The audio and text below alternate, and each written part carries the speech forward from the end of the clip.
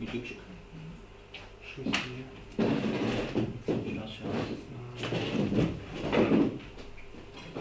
Есть? У нас вроде все получается на YouTube. Мы оттуда раскидаем и будет все. Точно работает, да? Прекрасно. Не, может, ребята, а вдруг сейчас подвесно, может, Ну-ка, заставь камеру. Ну, звук устройств. Ну, Фейсбука у нас все равно нету. Давай сразу А на YouTube. базе Facebook? Так, правильно, я с тобой А ви согласен. Да. Сейчас це тут опис. Правильно розумію? Да.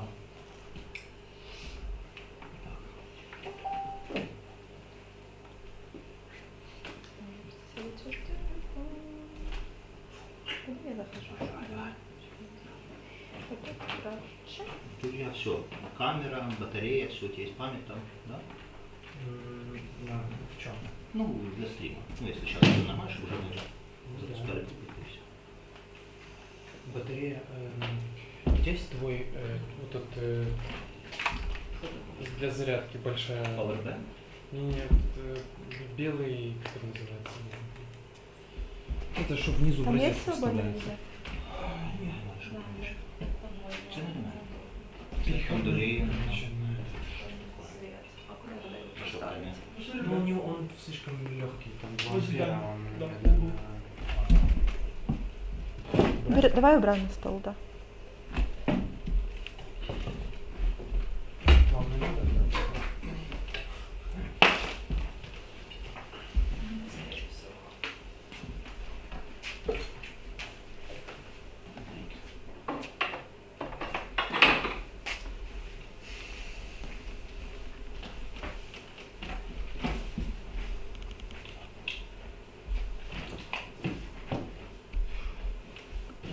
Окей. Абсолютно только 200 страничек. What did you do?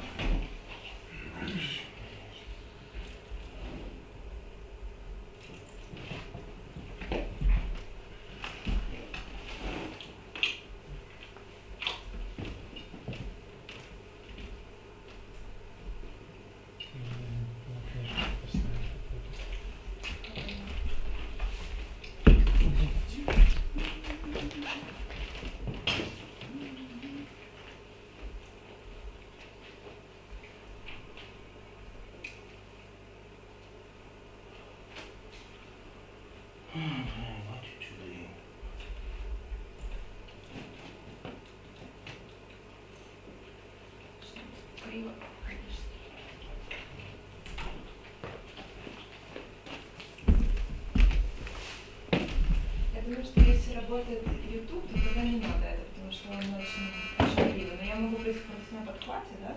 В случае чего. Ну и мы же снимаем, да? Да. Хорошо. Чувак, это был чат. Ну, ладно, Назва, прямая трансляция. Ну вот же оно, отсюда ты берешь.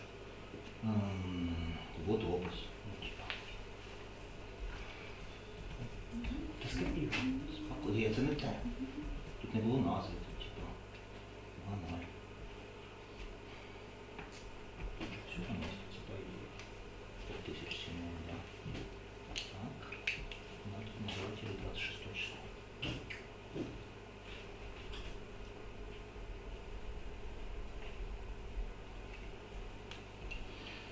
Так, дальше окей, все, чёрка, чики-пики, чики-пики. Деталь персонализации, избиратель. Хуяк. Да, уретрей, написание есть, пам-пам-пам, пам-пам-пам. Окей. Давай Да? попробуйте Стоп, сразу а чего желаю. она? Смотри, она вдруг показала на экран. Почему? Ну, это детка. Я А ты понятия не походил имею, на почему. экран вообще? Нет, а как оно может показать экран? Нет, она... Я думаю, вы можете идти лайв, даже... Не-не, мы не- А, ты нажал кнопку. Знаешь, я сажусь оттуда. Мы же настраивали, помнишь, для І ми Ты мне просто скажи, что знімаємо ты готов.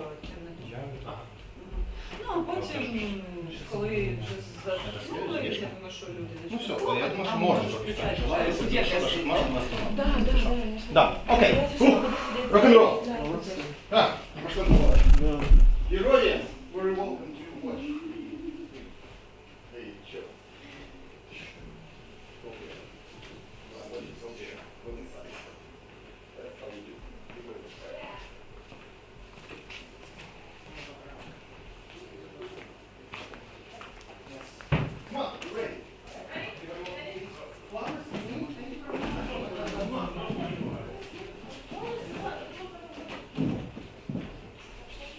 на этом белом стульчике кто-то будет сидеть?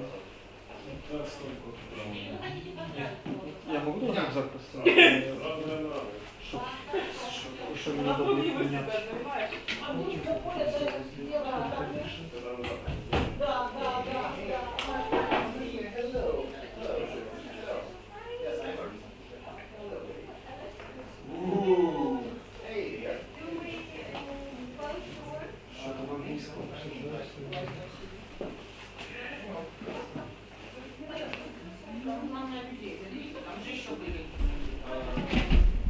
Do you know if we can sit here? Yes, yes, you can. Do you mind if I...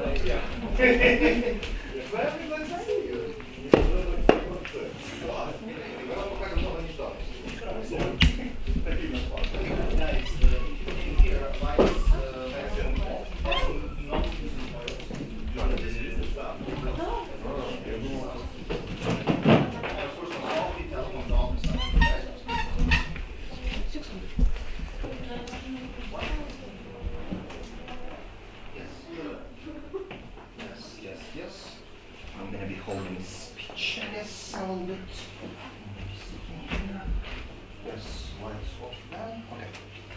Yeah, let's go. Alright. Hello, ladies and gentlemen. Welcome to the biggest Ukrainian event of the century.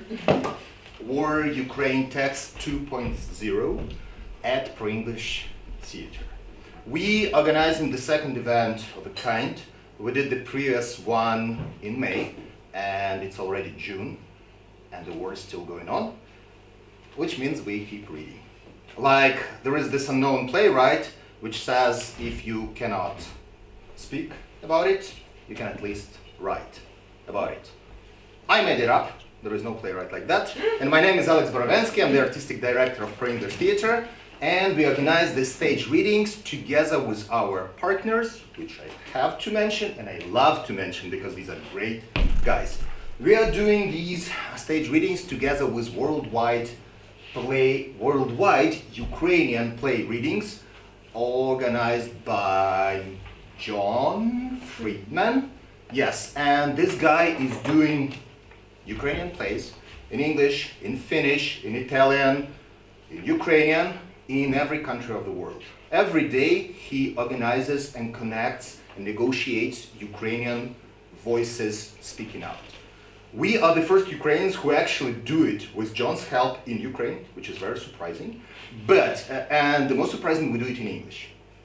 I don't know why, because all of you guys are Ukrainians, so I don't know why. Actually we did it, but anyhow, this is the voice to the world. We have a unique combination of Ukrainian actors, Ukrainian playwrights, text translated into English and directed by international directors. Today and tomorrow on our, what do you call it, in festivals, lineup. In our lineup, we have directors from the US, we have directors from Portugal, we have Madeline from Switzerland, we have Jerry Adeseva from Nigeria, and we have Jochen from Germany, and we have James from Australia. So the lineup of directors is just incredible. I can only imagine what they staged, because this is the view of the foreigners on the situation in Ukraine done by Ukrainians. This is what we do. Our third partner is West, the brand new association, Dasha knows, because she developed the poster for that. Thank you very much, Dasha. This is the World of English-Speaking Theatres Association. I'll be telling you later because I don't want my speech to be longer than the actual show. So there will be World of English-Speaking Theatres Association and logistics of this show. We're gonna have today the 4 pieces of different playwrights, and after each piece there will be a small technical break. We're not even gonna stop the stream. And guys, you cannot leave. Okay. So if you want to leave, do it now. During this technical parts I'll be talking, but this is mostly for Alexander, our wonderful light man, to change the lights a little bit. So, enjoy the show, have patience, have courage, and we're starting with Otvetka UA. And Otvetka UA is a very famous play by Neda Nezhdana. It's been staged already, it's been written before the war, and it gives you an insight, I don't know, you'll tell me what kind of insight it gives. But it brings us to something. So, please welcome Neda Nezhdana directed by James Robertson, Otvetka UA, actress Veronika Streltsova.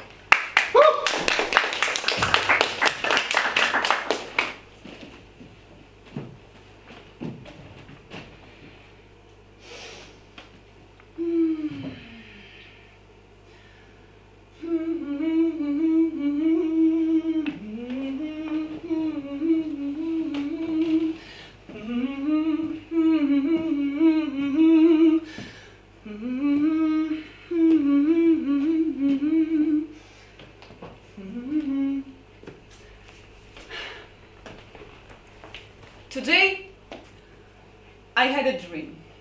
It's like I'm sitting, drinking coffee in a strange building where all the walls are transparent. There are huge windows and a lot of people everywhere. Outside there is a snowy wasteland. Suddenly someone shouts, "War!" Do you think anyone reacts? No. I look out of the window and see the tanks under tarpaulin covered with snow. And I think idly, well, war it's war. Are they gonna shoot bombs from the sky? Or are they gonna shoot at the windows?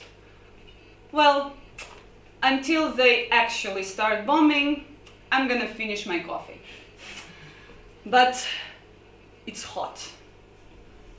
And I wake up. So tell me, if someone shouts bomb, what will you do? Should you take cover? Where? Under the table, behind the sofa? Or maybe it's a gas attack. Invisible at first. Soft. Or it's a sniper. So far that he can't see you.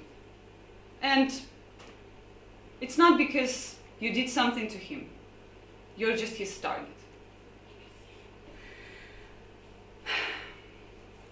Life and death, they're so much closer now. I can feel death breathing on my neck. You think it's mysterious, mystical?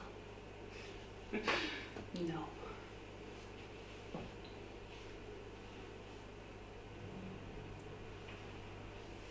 Can you smell it?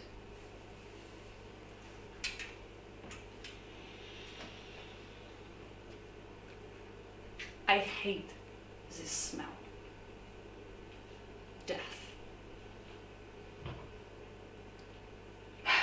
Do you think it couldn't happen to you? You know it could. And I know. But I don't care. It seems like the worst has already happened. And here I am, alive, drinking my coffee. Do you know what really saves you? Autopilot. You know how the little prince started his mornings? Cleaning volcanoes. And what do we do now? First, of course, coffee. Yeah. And then we check and sort our Facebook, Instagram, and all sorts of social media, and check the news. People check the news every day. It already seems like anyone who is not on the internet doesn't really exist, like he's in the Stone Age. Well, without it, we feel uncertain. Suddenly something happens and we missed it, you know? Of course, there are few surprises now. Bombs, shellings, terrorist attacks. The most important thing is just to wear. the most important question is how it is close to you or the people close to you. So you can change your route or warn people. Simple. That's how I started my morning, habitually cleaning volcanoes. When suddenly a message, not terrifying, even the opposite, ecstatically cheerful. Only the letter was from here, from the neighboring state, from the other side of the front. Yes, as if nothing happened. I was greeted, wished all the best, and asked, "How are you?" Bum bum. I used to answer everything's okay. Recently I began to say, except for the war, everything is fine. But now, once the worst happened, what was I afraid of, you know? Like, the worst is behind us. Surely it can't get any worse. So, well, it's still the worst and it stays with you. So, here is a simple question. How are you? I'm bewildered. No. We need something good, okay? Concentrate. Well, let's start. How are you? What's new? Great. You know, I love classical music now. I listen to operas. Can you imagine me, an opera buff? You don't believe me? Well, listen.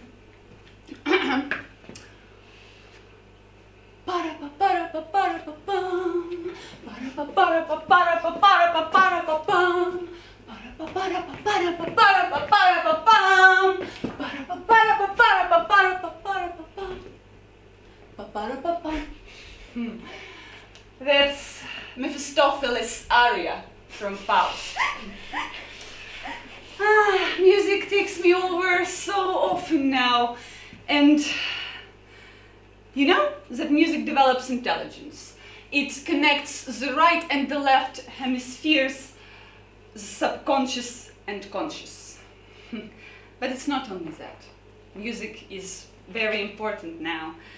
They say that music is the language of a soul, and in such a time, you never know what's gonna happen.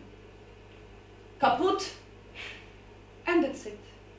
And all you are is just a soul. So I want my soul to be as good as it can be, with bells and whistles. And I also got a drum. It's too late to start learning music, but the drum is the way to go.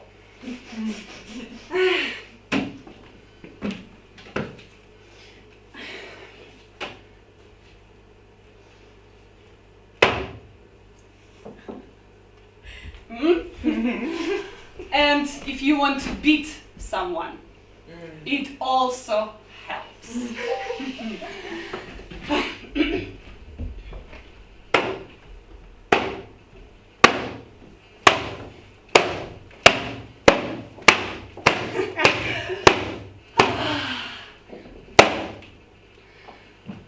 Isn't that so cool? So everything is cool. You know, I have music and the worst is behind me. Just look at this message. I've been invited to witness a wedding. Just like that, a maid of honor. I should be happy, yes? We've known each other for a long time, or used to know before the war. I don't know what to think now. I've been wondering how to answer. But I decided I will record everything on camera. It will be my witness, my friend. Now all these terms became kind of hybrid. Brotherly nations, friendship. I'm just overwhelmed by the falsehoods. When your brother may be Cain and you were born Abel and doomed to love him, it's hard to simply stop loving just because they kill. How do you stop? I don't know. I don't know. I don't know how to become indifferent to you.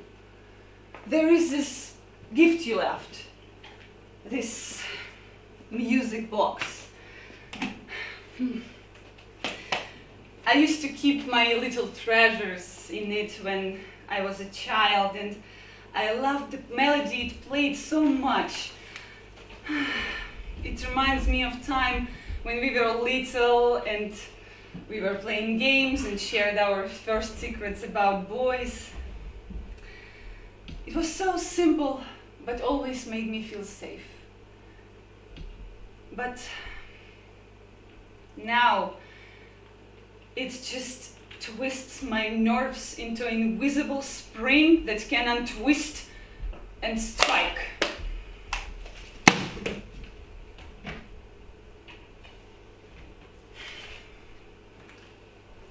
Losing friendship is the same as losing love. You know, we have a monument dedicated to the friendship of peoples in the form of a rainbow arch. And once my little nephew asked, "Well, is the rainbow dead?" "No, what gave you the idea?"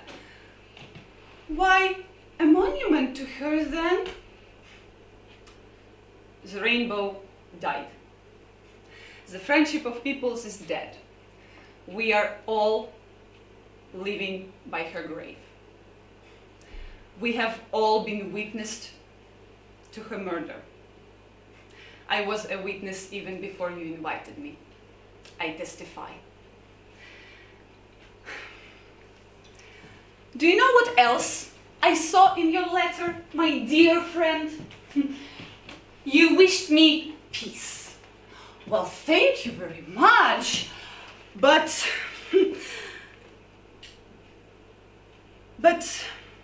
you know, when we were little, these wishes for peace seemed stupid. Why wish for peace when it already existed, when it seemed that only idiots would fight? And now, well, of course you wish me peace, but victory or defeat? So, here is a test. When somebody wishes you peace, ask them about these options. Victory over the aggressor, right? If the person really wishes you peace, he says yes, victory. If not, they get infuriated.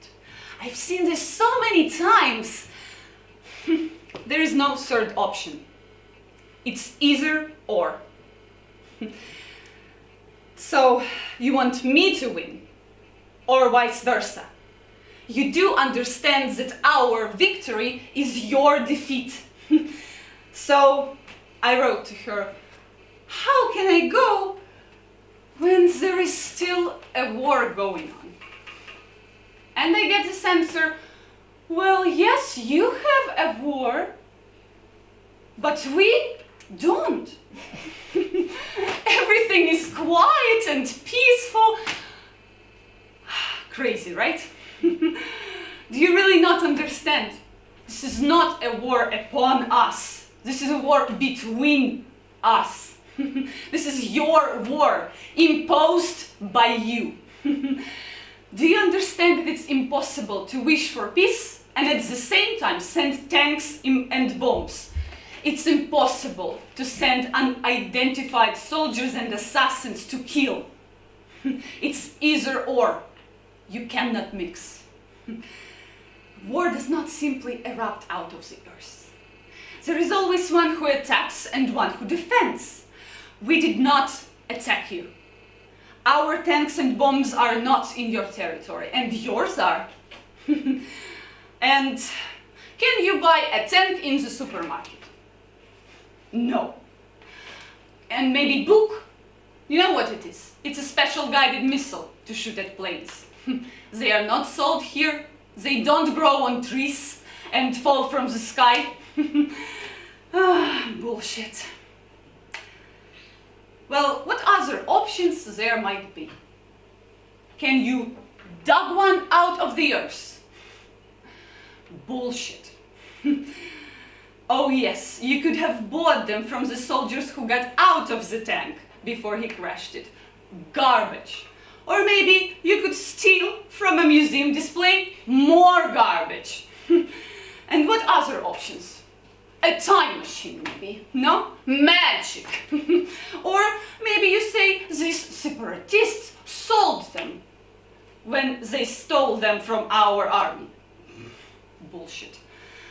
You try it then, run out naked and unarmed and stop the tank and just snatch it. Maybe you could do it, but I can't. And I don't really believe anyone could. And if you even get a chance to get a tank, do you know how to drive it? Do you know how to shoot a book? No. Because this has to learn, my dear. It needs military training. Full stop.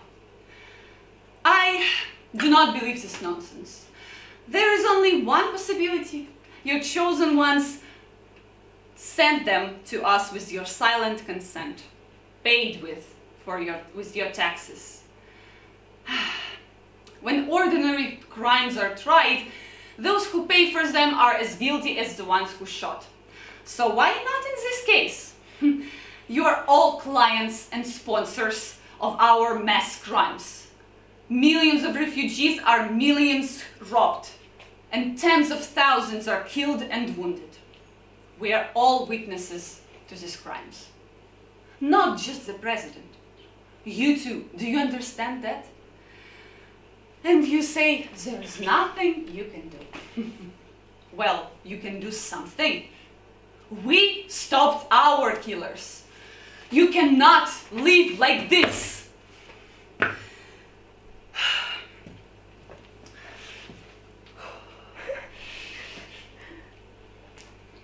And then I get an answer from her. Well, of course, she was very sympathetic, but you didn't have to start the war. Start? Are you crazy? Did we send you men in khaki and unidentified soldiers? Did we seize your parliaments with machine guns? Did you put your men and children in front of machine guns so they don't shoot? This war was planned, long prepared, and carefully thought out. It's obvious. And you started it at this terrible moment when we were burying our heavenly 100 and the whole Ukraine was weeping on its knees. When foreign countries took care of our wounded with their blinded eyes, broken limbs, and burned flesh. You secretly attacked our weakest place. It's like backstabbing a gaping wound and twisting. We just started to defend ourselves. You know, I know all these arguments. They are repeated over and over by internet trolls. You say that our people also kill. Well, yes, but in defense, in response. That's what Otvetka means. To shoot in response. We won't just stand and die. The most important thing is who started it. It has always been so. So,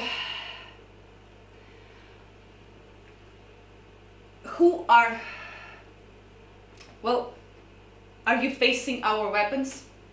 No, but we are facing yours, and thousands of them. So, who are the occupiers? What would you say you are defending? Peaceful inhabitants, with machine guns and tanks. Not even funny. Language and culture. Language and culture are defended in books, on the screens and on the stages, and not in the field of battle. And you know how many schools, theaters, newspapers we have in your language? Thousands. How many do you have in ours? 0?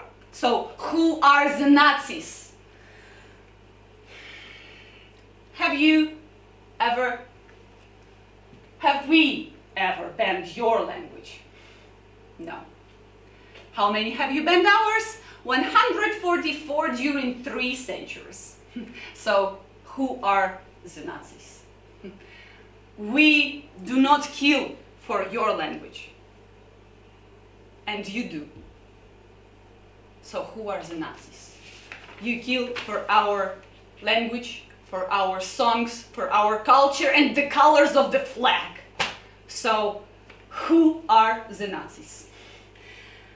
I know there are some of you who are against the war, but there seem so few. If you all united and said no to war, there would be none. So you supported with your silent consent to our death. Do you know how many of our fallen soldiers have the same last names as many of you? I once seen this movie where all those people killed just flashed past. And you know how many last names were the same? Thousands. In a few minutes. And you are talking about peace. Stop. I should not worry. I can take it. You know, I try to live a very healthy lifestyle. I quit drinking. I quit smoking. I do exercise. I stopped eating all these unhealthy chemicals. And I try to fill my life with positive things like doing exercises, breathing properly, going for long walks, and aromatherapy, but not.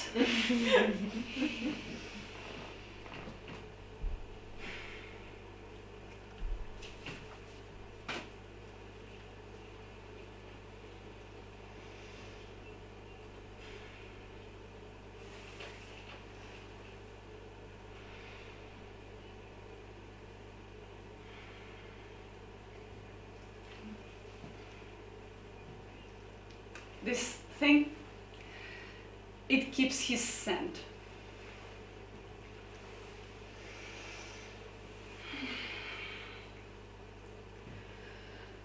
So sweet and so painful.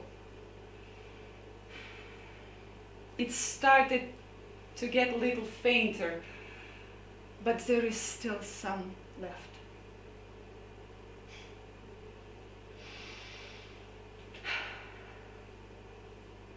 Do you know how long do the smells last?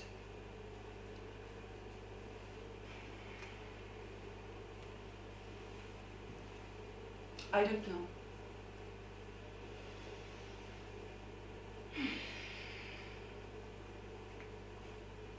But that's all I have.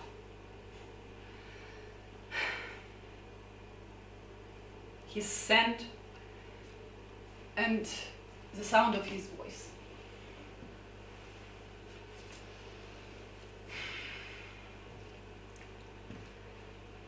He was not a soldier. He was a singer. And, you know, once he was asked why is that he, an artist, took up arms.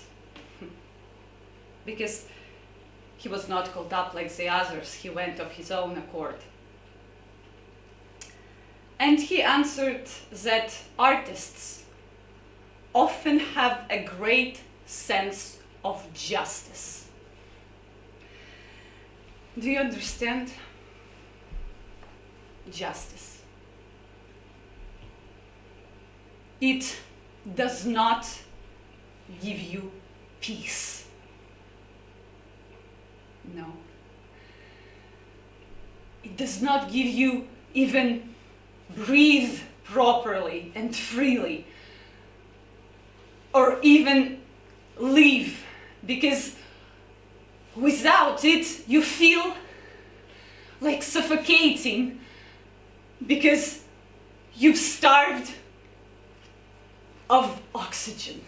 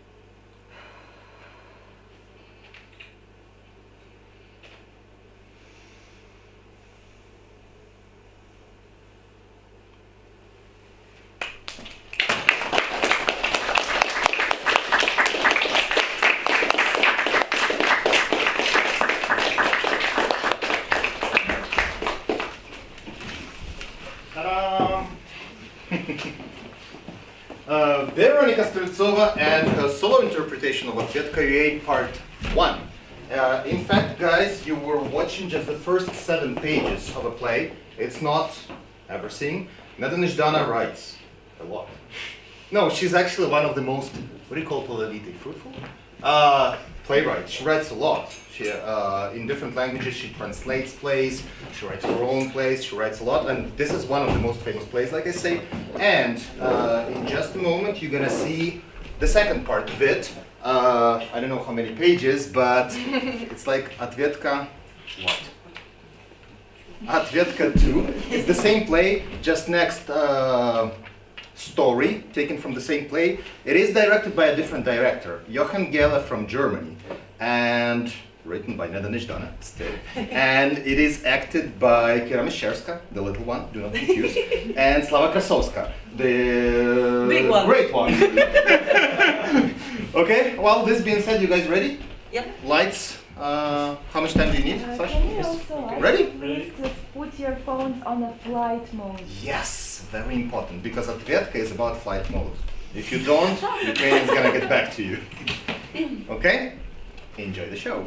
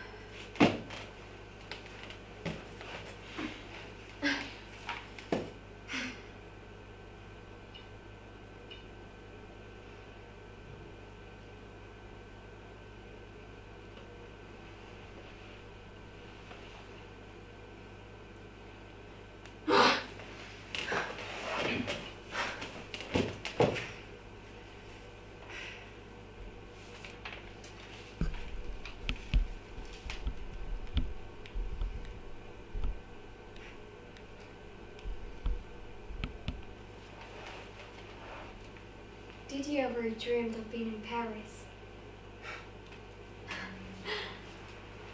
That's exactly what a girl in my age should do. Dreaming of Paris.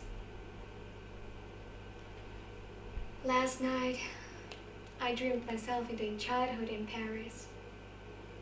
I find myself on Champs-Élysées. It's January 2014. Maidan is burning. No war in Europe? No war in Europe? Such a strange opinion. I stared into the eyes of passers-by. Is this a war? Tens of thousands wounded and killed. Seriously? And millions of refugees. Oh, really? But is it in Europe? Well, you're not exactly Europe. I mean, maybe geographically, yes, but yes, we are worried. We are very worried. Stop shooting. Stop. Stop and wait until we're all killed. Then negotiate with them. Tell me, how can you negotiate with a bullet flying at you? Or with a bomb that tears to pieces? How? I handed out matryoshka cards with their president's face. Don't be the next victim. I stared into their faces and saw skepticism. Are we victims? Never. We're doing well. You're uncivilized idiots, so that's why you're being killed. And we are very civilized. We will never have that. What about the terrorist addicts?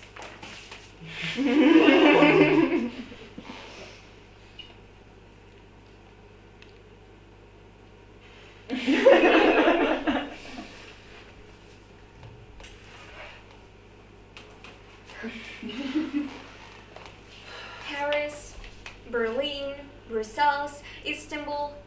Well, come on. Why don't you negotiate with the terrorists? Try it. Make an argument with a truck that crushes you with its wheels. Give them their own territories. Give them seats in parliament. Amnesty for terrorists. What? You don't like it? Why not? That is what you advise us to do. This is your recipe of combating terrorism. You repeat like a mantra that there is no alternative. Do you think we're any different, wild? We do not have the same body, mind, feeling, soul. I remember these ribbons were blue and yellow mingled with golden stars of European Union. Because our people were dying for solidarity with Europe. I wanted to shout. I do not want such a Europe! This kind of free Europe, democratic Europe is a myth! It ghost, it no longer exists! This is the bitter truth.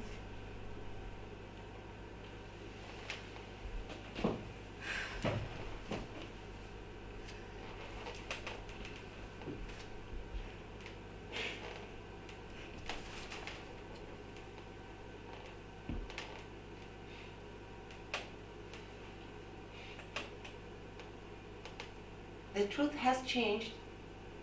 What do you mean? Europe stopped negotiating on February 24th. At least. Finally. Don't you think it took a little too long? Past is gone. You shouldn't look back too long. Why not? Because it will make you feel old. I am feeling old already. What about your dreams? What about yours? What have you been dreamed of lately?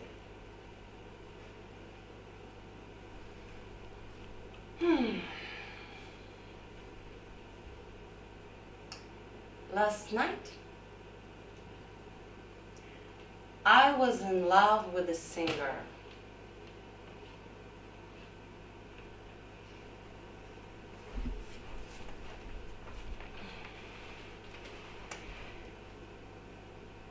When my singer went to the war, many were shocked to have such a brilliant career, concerts, engagements, winning competitions, and then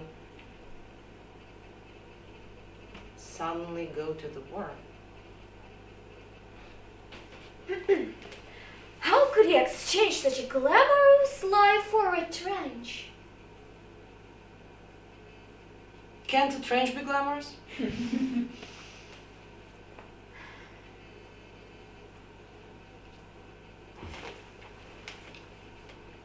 Did he come back from the front?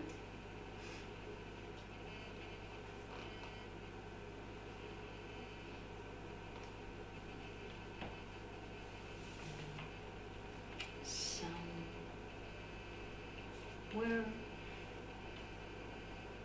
over the rainbow, the sky is blue.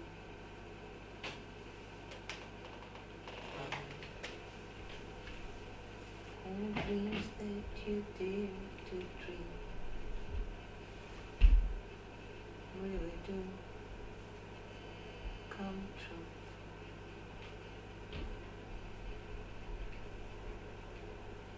He came back,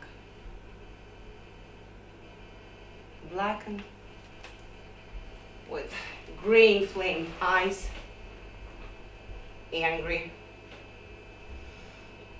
And I didn't know how to keep him warm. I didn't know how to ask him what was needed.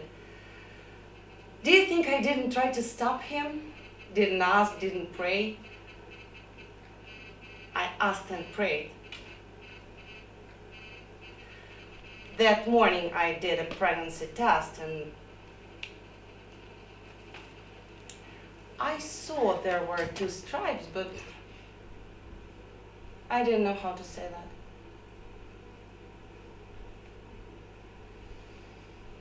I hesitated all day and in the evening we met.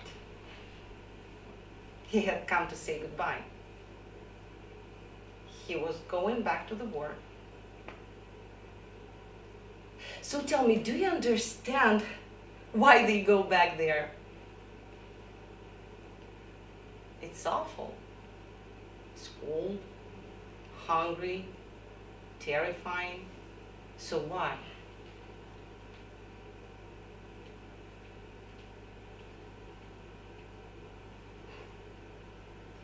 Do they want to avoid feeling guilty?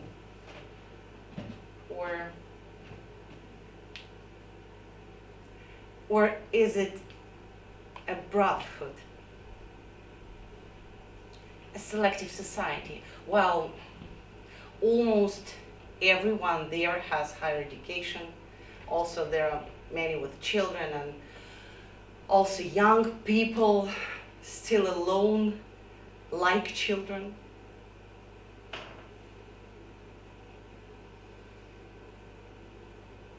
Дитина. The baby. I didn't know how to say that. Would that stop him? I don't think so.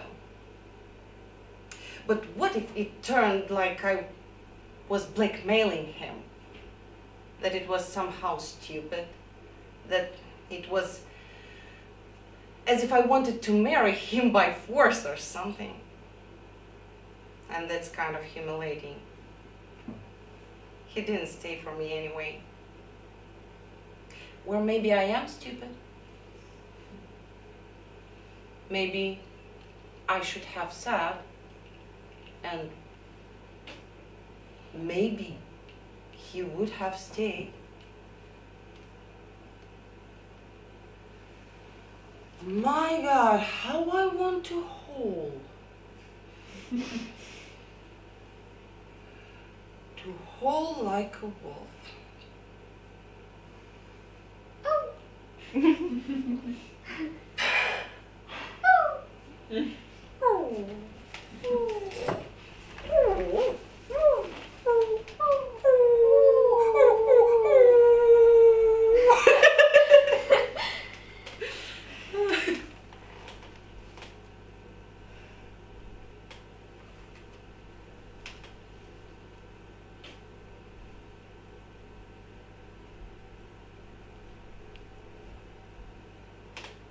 How to turn back time.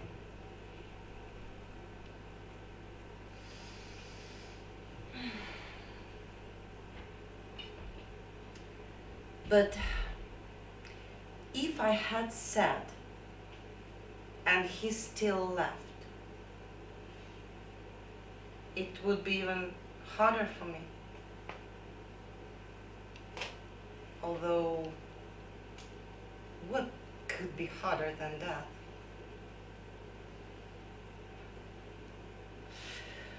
I didn't go to say goodbye. I didn't want the child to see him like that. So, what should I do now? How should I live?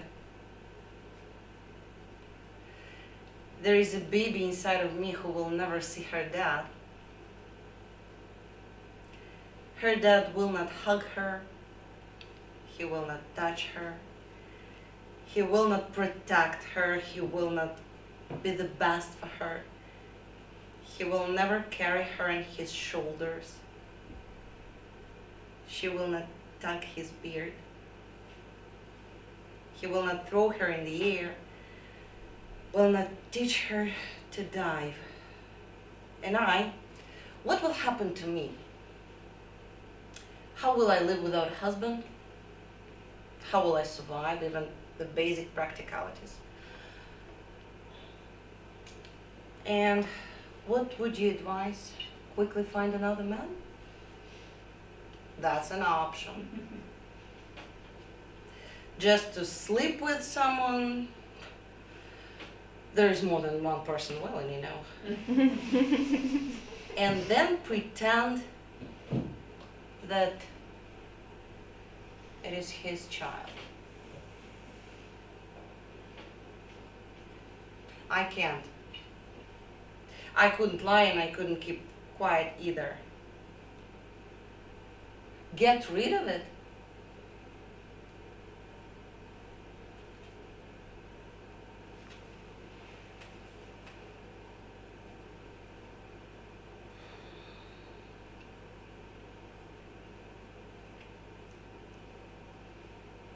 Everyone around me says I'm stupid.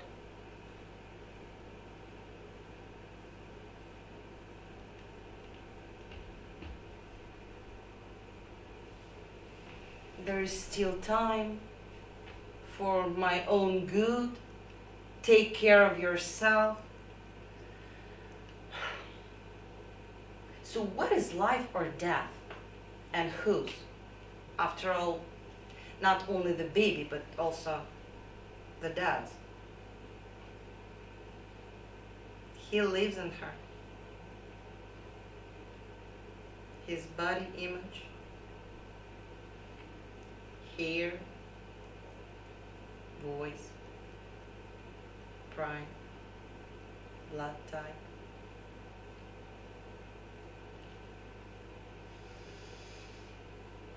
How else can he do that? But how could he live like that? I don't know.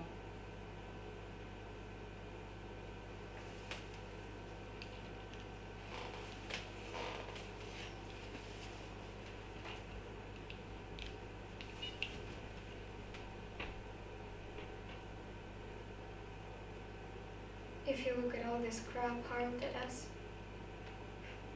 there's not much to get excited about. It's sad and dark.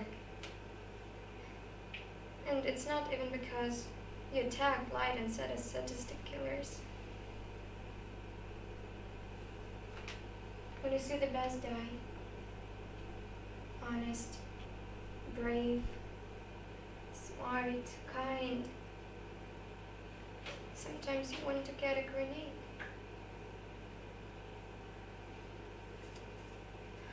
Don't lose your dreams. Dreams of what?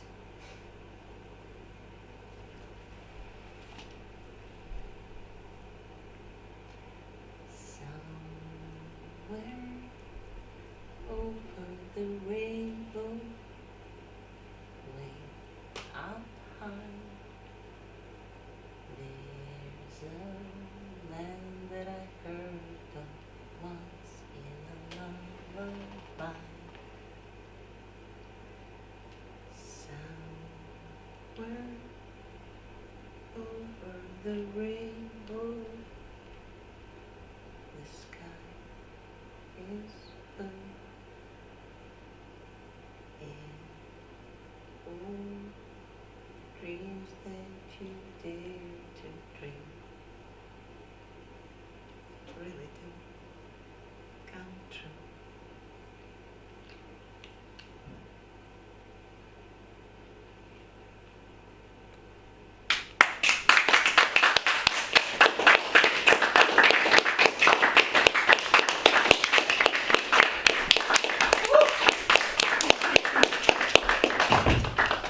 Thank you, Kira. Thank you, Slava.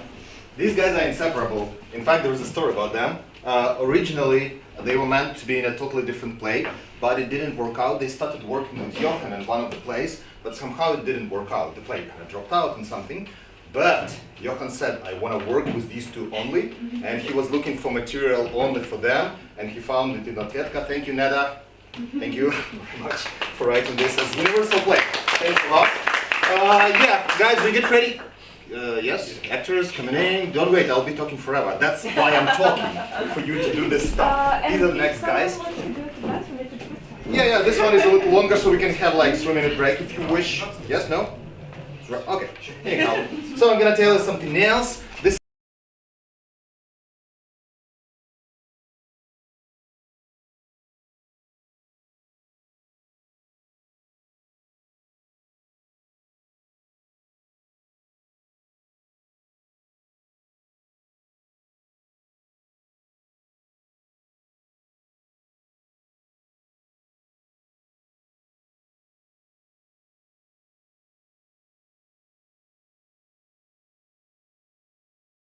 art or just English language. Hence, like half a month ago, we started this association, and the idea is to unite all English-speaking theaters all over the world and to have the headquarters in Ukraine. It's not a Ukrainian project per se, but this is the project that puts arts against oppression, that promotes English as the language of universal communication, that promotes arts as the language where people can speak without the words. So this one is the first event. I'm very excited because this is the first thing that we're doing as West, as this association. The next one will be the festival, the big festival in Kiev. And we're gonna do it in August, irrespective of situation. One day we're gonna do it. Anyhow, how are we with the lights, guys? Tip top. Okay, so we're gonna continue. We have the third play. We have 4 on the list. This is number 3. And this is called On the Eve. In Russian, it's like in Ukrainian. Напередодні. So in Ukrainian, it's like напередодні, on the eve. And it's written by Dmitro Ternovy, a playwright from Kharkiv. And as you probably understand, on the eve, it's on the eve of the war. So we're talking about the Can I help you? Do you need some help? I will do this. Do it yourself. Do it. I'm not gonna talk about this. This is the beginning of the show. Anyhow, so On the Eve is written about the eve of the war. So it's 23rd of February, 20th of February, this February, if you guys still remember, because to me it's like something that's long gone. But this is what the play is about. And for this, I'm gonna tell you a little bit about the previous readings that we did. We did it in the end of May, and the idea then was to take the plays that were written after 24th of February. The brand new plays, the plays that do not analyze, the plays that just describe what's happening right here, right now. And we did it quite successfully, I'd say. That was like, fresh trauma, put your finger in, pull it out. So that's what we did. For this readings, we decided to change a perspective a little bit, and many of these plays were written before the beginning of the full-scale war, and the idea here is to analyze how did we get there, how did they get us there, and basically to answer the question, so this is the part. Yes, Mr. Andrei? I hope yes. So anyhow, that was yes, that was what is in the list? Yes, that was Andrei Latsenko, one of the actors of the show. We also have another Andrei Kasyanov. Do not confuse the two; they are different. Then Victoria Kryukova and Natalia Rybalkina. Somebody else is not gonna cough, I hope. It's a play by Dmitro Ternovey on the Eve, and it's directed by Jerry Adeseva from Nigeria, a good friend of mine, and it's co-directed by me. So everything bad here is by me. Okay? Alright. Enjoy the show.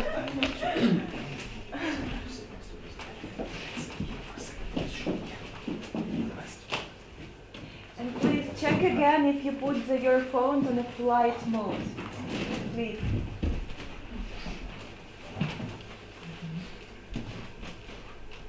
We're ready.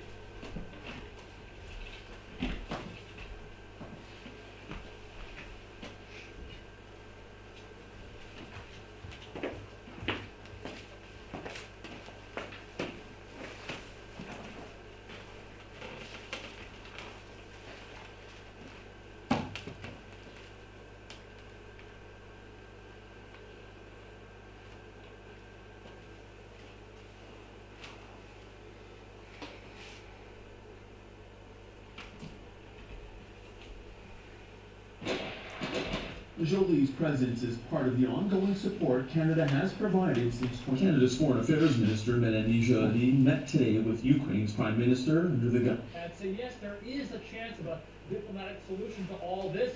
And some people have suggested that just because Vladimir Putin took that phone call from Joe Biden last week, recognized around the world. In the city of Lublin, in eastern Poland, you'll find the Red Cross's largest Men and women today, often overwhelmed by hassles, will rediscover the value of silence and learn how to hear God and their brothers.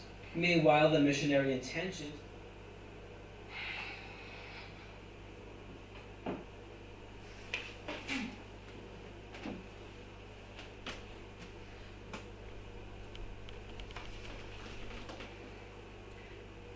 I will kill you someday. What are you talking about, sweetheart? Easy now. Everything is all right. All right? Well, what isn't? Are you kidding me? Max, who are you talking to? I'll be right there. Wait. Listen, I'm begging you, please. That's it. Either you tell her right now, or I'll tell her everything myself. Sweetheart, please, I beg you, please. There we Where? go again. You want me to do it tomorrow? I can't do it tomorrow. Dad, please. That's all right. Just why can you do it tomorrow? I said I can't do it tomorrow. Tomorrow is the 14th. You see? So what? What do you mean? It's Valentine's Day. How do I tell her on a day like that? It's all right. Tell her in the evening. Prepare it throughout the day, then tell her in the evening. If you don't, I'll tell her everything myself. Why do you keep giving me ultimatums? That's it. What else can I do if you're acting like a child? You've been putting it off for a month. Now every day counts. Mm-hmm. Oh, here comes Mom. Hey, it's Tasha. Yeah, Why didn't you call me? We Hi, can Tasha. Hey, Mom. Well, give it to me. You look great. I hope everything is okay. It is, Mom. I miss you so much. Why don't you just come? I'll pay for the tickets. Oh, I miss you. I miss you too. I want to hug you so much. Well, come then? We will, absolutely. Maybe in the summer, yeah? But who spends the holidays with whom, you or us? Maybe you will come here. You know that it's beautiful here in summer right now. The city is full of blooming flowers, especially in the center. But tell us, what's the news? Look, summer is so far away. A lot can happen before summer comes. Tasya! What? Dead? Nothing. How did your day go? How are you doing? Nothing to tell. I'm just sit at my computer. Wait, I have a new outfit. You will love it, I will show you. Thanks, Tasya. I see you barely holding back. We agreed. You tell her tomorrow. This is the last delay. Okay, I know what I need to do myself, but only I don't know where to start. I don't want to get her too worried. You don't know her. She has all kinds of health problems, and after the damn COVID. Her life is always like that. Why would you say that? Make up your mind already. She's not little, she should know. Why do you keep her in the dark? You won't let me say a word to her. It's her choice. She hasn't even been to her computer, to her Facebook page for ages. She only goes here to work on, to listen to the music. She's calm this way. Huh? What do you think? Show her. Looks good, I think, on you. Okay, I will. Yeah. Tasya, Tasya, can you hear? what do you Very think? cool, Mom. Yeah? You really like it? Oh, yes, of course. I ran by our favorite outlet store. The one in the basement, remember? Of course, of course. And it's in my size, you know? Perfect fit. And I think I will take this. And if you like it, you can have it too. You have these high-heeled shoes, the perfect color, remember? That's what I thought. And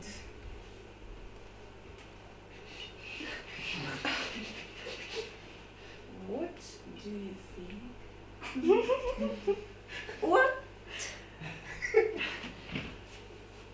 About the dress. You're not listening to me. Oh, I love the dress, Mom. Enjoy it. But You wear it. Do you want the same one? Oh, no. Why not?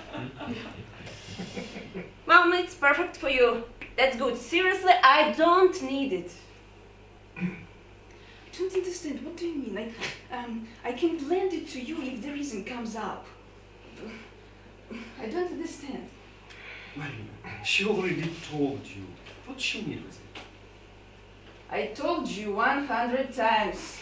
Don't stand in the way when I'm talking to our daughter. 100 times. When will this end? Mom! What? Don't fight for a couple of minutes. Tell it to your dad. Mom, I'm not 5 years old. I can't buy things for myself. All right. And don't be angry, Mom. I'm not. I love you. Mom. I love you too. Bye.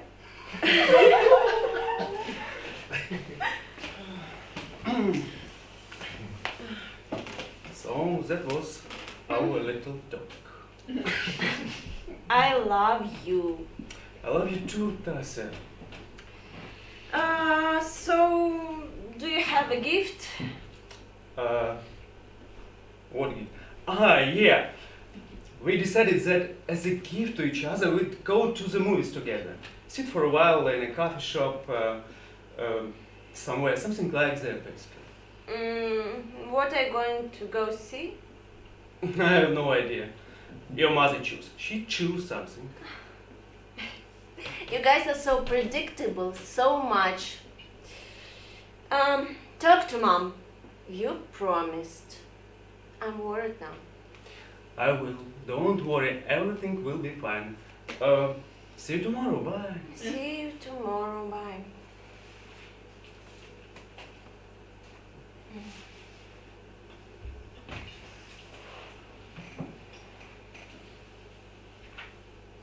You finished. About the hook?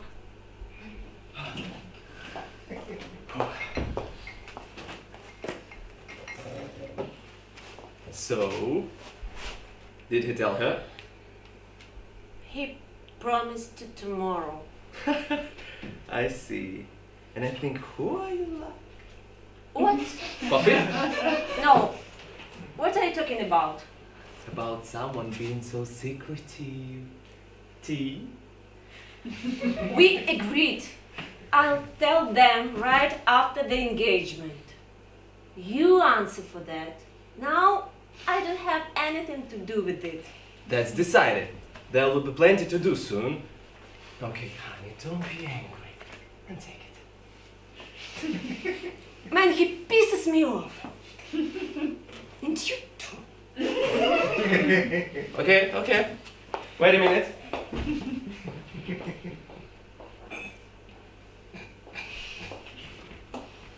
Isn't this your favorite?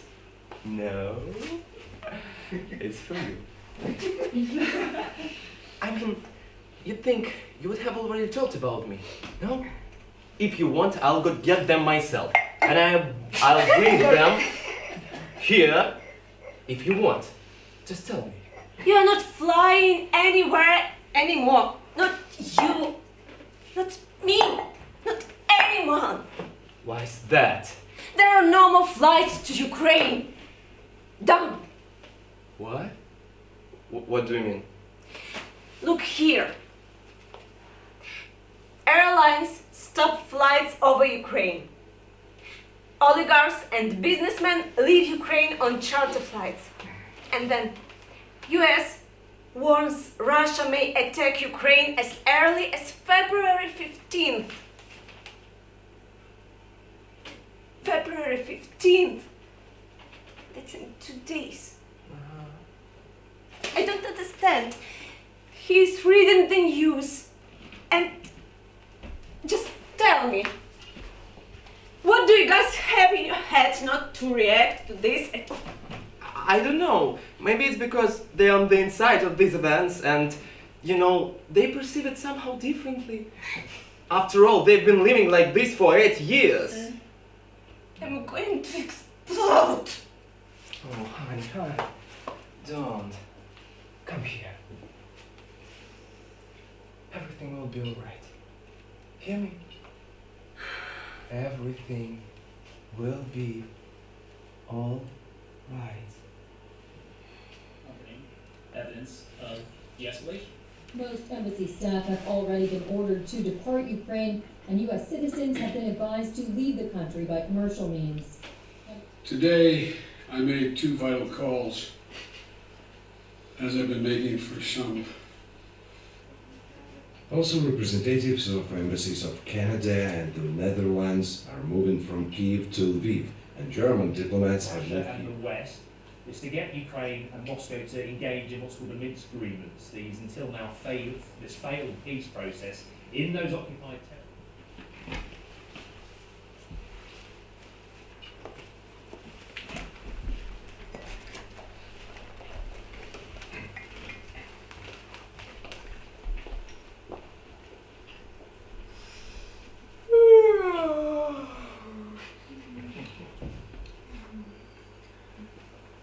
Hello, sweetheart.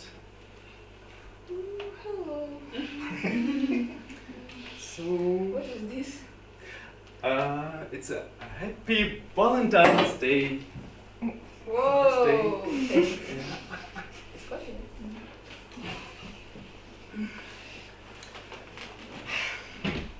So, what did you dream about? Oh, what did I dream about? I just remember a strange, vivid dream. Like, like as it were in some unfamiliar place, and it's foggy, and for some reason everyone is upset. They are all running around and we don't understand what is going on, and we just go quietly to the shore. And then? And then we see the sea. Yeah, and we freeze because a huge wave is coming at us, incredibly high. And we stand there just looking at each other. And then you shout, "Run!" And we run! And there are so many people around that I keep thinking how not to get lost and how not to lose you. And then? Then I woke up in horror.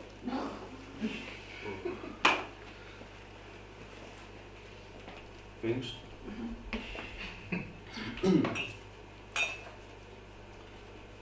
I don't know what could it mean, waves. I think waves are supposed to be a harbinger of excitement. But they say that strong feelings in the dream signify the opposite in the life. So there is nothing terrifying here. Something on the opposite. Courage maybe. I don't know. It's good. Don't worry about it. What did you dream about? Nothing. I dreamt something about, but I don't remember. Don't worry about it. Good morning. I said to say good morning, rise and shine. We have big plans today, remember? Mm-hmm.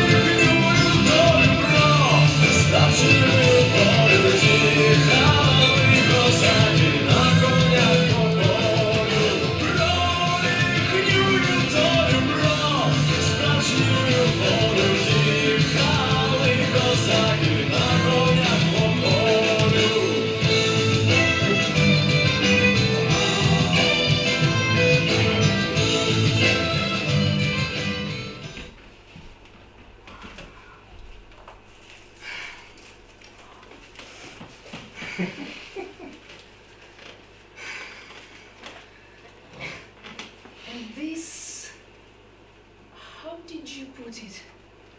Fucking strike group right on our border? Well, yes. They are stretched all along the entire border. Everywhere. It's actually hard to say where they aren't. There are almost 200,000 troops. You see, 200,000 troops. Oh my fucking god. And have the Poles closed their consulate and embassy?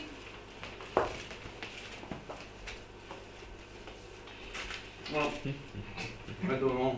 Not yet, probably. Mhm. But they must know something. They wouldn't risk their citizens. I hope so. And you say it's been like this since the last May? No, even before. They could have hit us in May and June. Everyone was afraid then too, but they didn't strike. They actually seemingly even pulled back a little. And then they returned in the fall. I don't understand. Why did you say nothing for so long? Well, honey, we went through so much with your health since 2014. You react to these things so emotionally. And then there was that COVID with your medications. It was the last thing you needed for total happiness. So, Figure I just gave you 6 months of peace. You are such a fool. I felt this tension all along. I just didn't know where it was coming from. No, I have absolutely no sense of danger. Whoever I talk to has the same reaction. In 2014, remember? I was the first to say, pack your backpacks just in case. And here nothing. Nothing at all. Oksana Zabushka, by the way, just wrote the same thing on her Facebook. Well, Zabushka is no authority in this regard. What we gonna do? That's what I wanted to ask. Tasia is climbing the walls there. She wants us to drop everything and come. Our girl is worried. I told her we have a job, a home, a lot of things to do here. But she doesn't want to hear any of that. It's not safe there. Come to my place immediately. The planes are no longer flying. You can only take a bus. Serious? When do they plan to attack? Tomorrow? No. It's what Americans say, not me. It's American intelligence.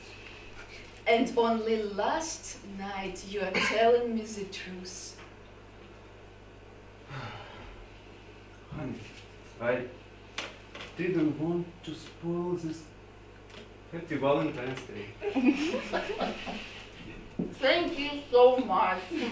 Now I have to make a decision. I suggest we discuss it and make it together.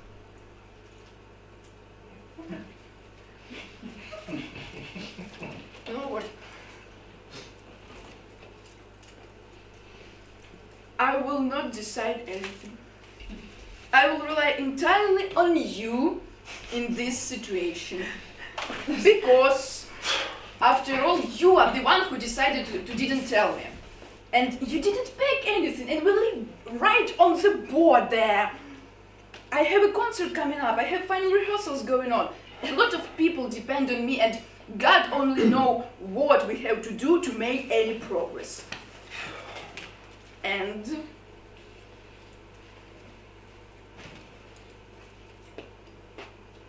you know, Well, I'm a woman.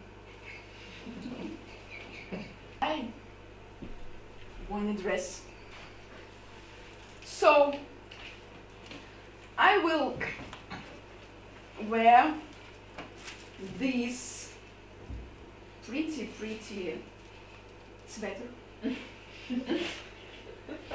And the dress that you said you didn't like, yeah, this one. Enough now. I've denied myself everything for years, so I will wear these sweaters and I will work and live as usual. How about that? honey, I no longer hear these voices in myself. Intuition is intuition, but let's pack our bags anyway. Let them be ready, just in case. We won't tell Tasia that we are going anywhere after all. For now. You need to buy a transparent tape, just in case, and seal the windows. Are you serious? Here. Okay. So, what about this sweater? Is it fucking fabulous? No, it's just simply fabulous. Thank you.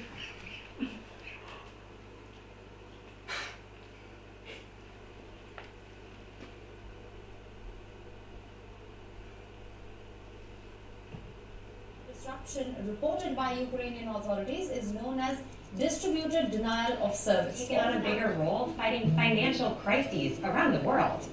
It keeps tabs on the global economy and puts economic policies in place in Memphis. There is noticed an activity of sabotage groups in Bessarab area of operation and in the Black Sea area of operation.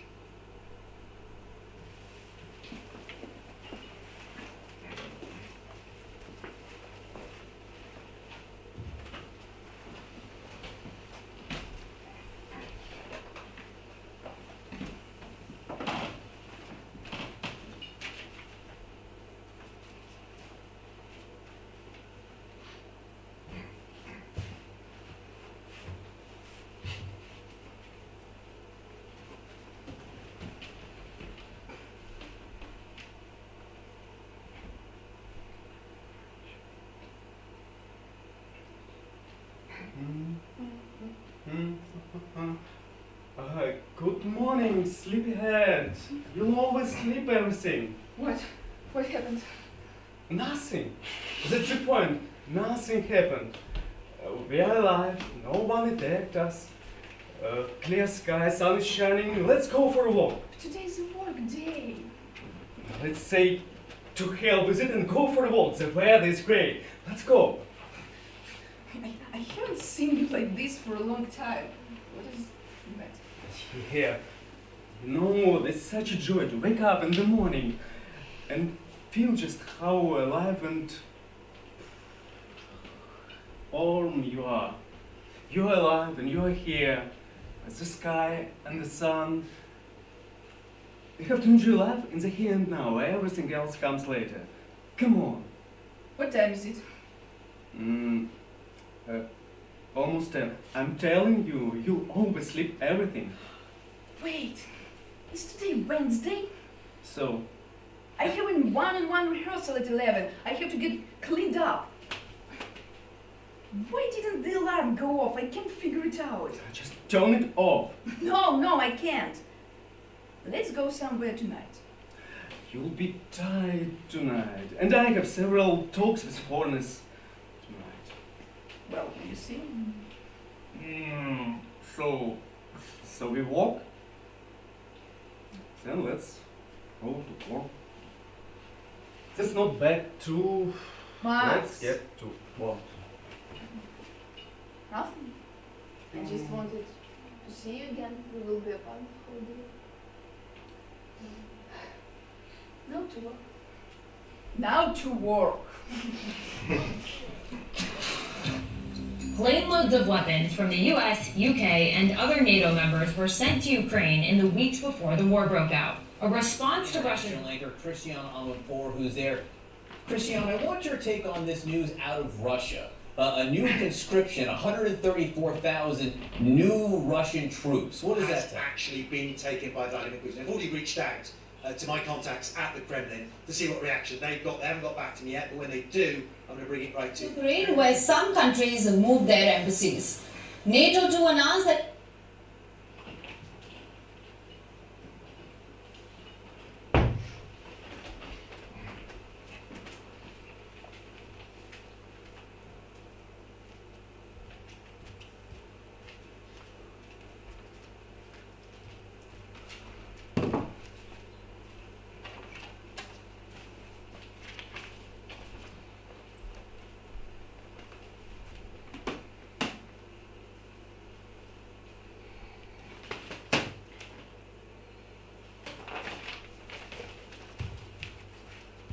Mom, Dad, pack your bags quickly and come here. No more commentary. We're already packed.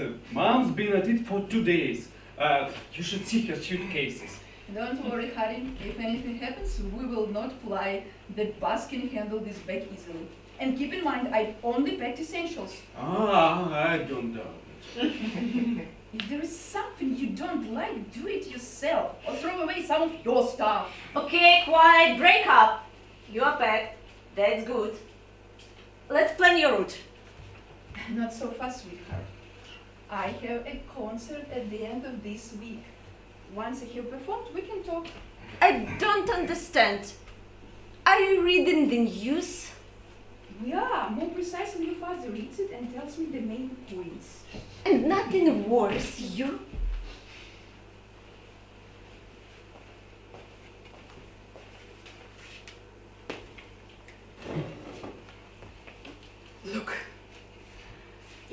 no idea.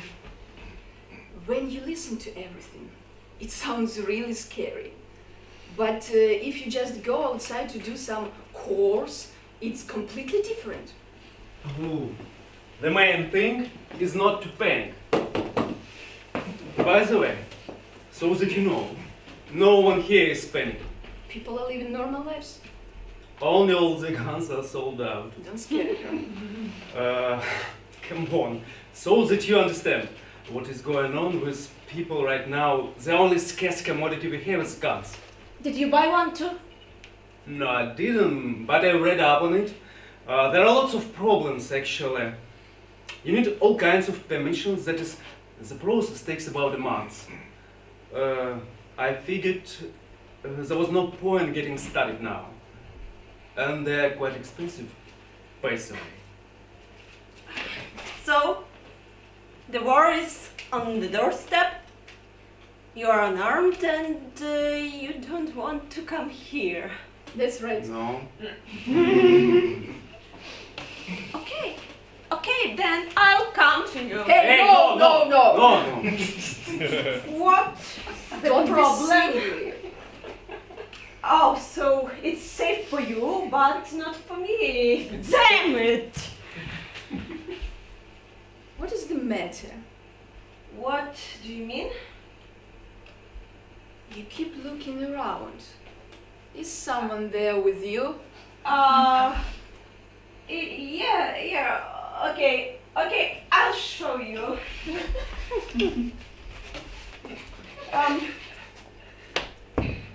This is Mark, this is Mom and Dad.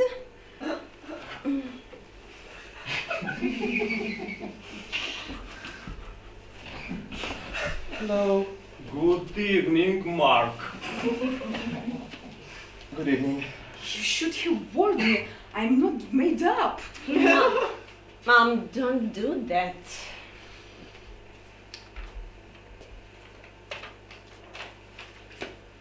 Well. Mark! Nice to meet you. Marina! Nice to meet you too.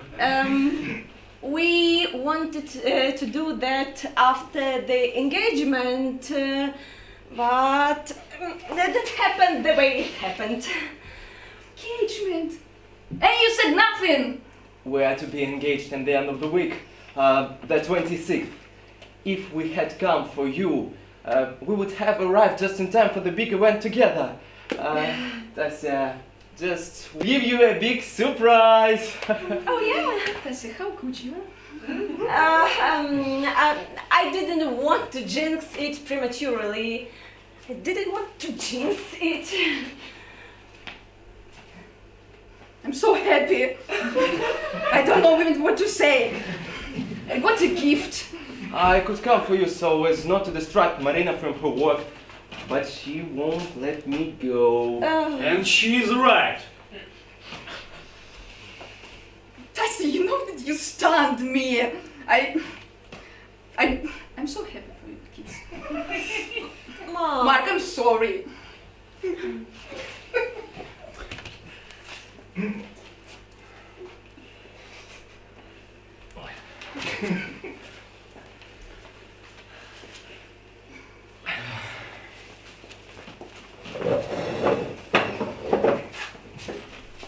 Call for a 30-day state of emergency came this morning from security chiefs. Parliament not hesitating to approve it. The White House is warning that a Russian attack on Ukraine could begin any day. After a huge buildup of Russian troops near the Ukrainian border, American officials say President Joe Biden is urging all Americans to leave Ukraine immediately, saying he will not send troops to rescue Americans if Russia invades. Close to the border with Ukraine, and Russia now has sent another 30,000 or so soldiers to Belarus, just to the north. On Thursday, orders in 60 battalion tactical groups, with more, maybe many more, on the way. Russia said.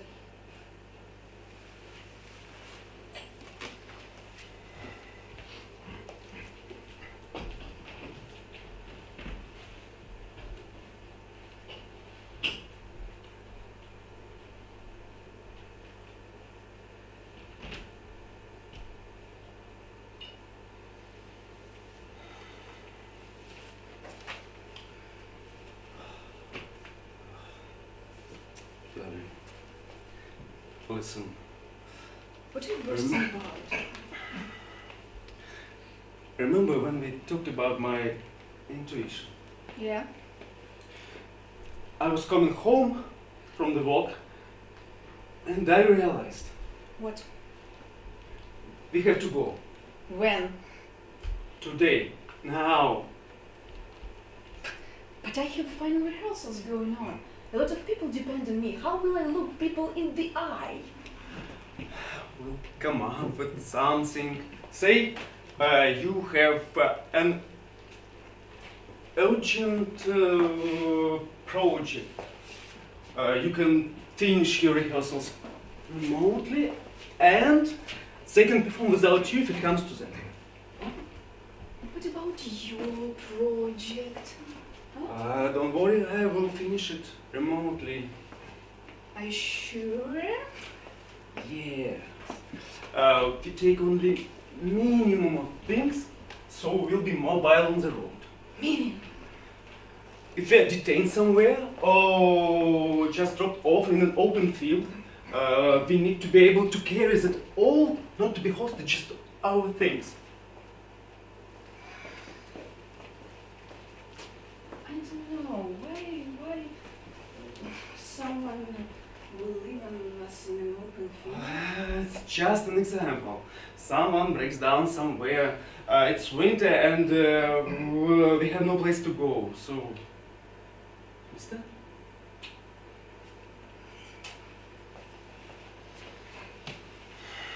Then I need to pack everything. Yeah, will you help me? Of course.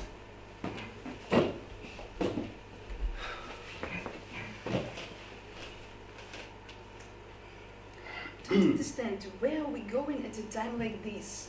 It's 9 o'clock and by the time we are ready it will be after midnight. Where are you suggesting we go? Oh, see, to Lviv. There are midnight buses. We won't make it. And again at 6 a.m. We can make 6. And what about the tickets? There are tickets. I checked. What do we do in Lviv? Well, don't worry, we'll figure it out there. Maybe we'll hang around for not for so long and come back. Or maybe we'll go to Tassis. Then let's go to Tyson. Yeah, and maybe we will be in the time for the engagement. Wouldn't it be fun? Oh, that would be wonderful. We'll see. Okay, let's do it. Take this suitcase, throw everything on the bed, bring your hiking backpack. We would better take it. Okay. And take off your jacket and change your clothes for now. That's exactly what I'm doing right now. And don't tell Tasya. Maybe we'll get there and it will be a surprise. Good. Hmm?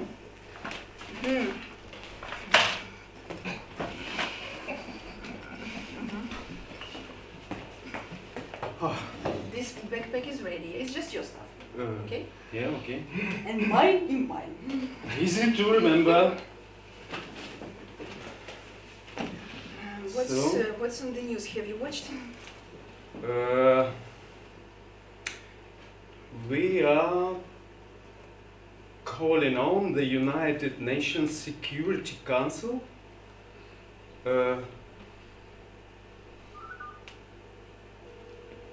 Because of the recognition of Donbass? yes. What's the point? It's fucking Russia. It's important to check all the boxes to let everyone see how they lie. Unless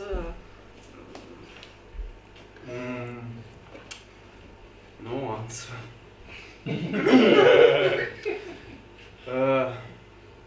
Airports are also closed in Kharkiv, Dnipro, and Zaporizhia. they were still working. Some were flying to Turkey and Egypt. Turkey. I would love to go there. Russia has closed their space along the entire border with Ukraine.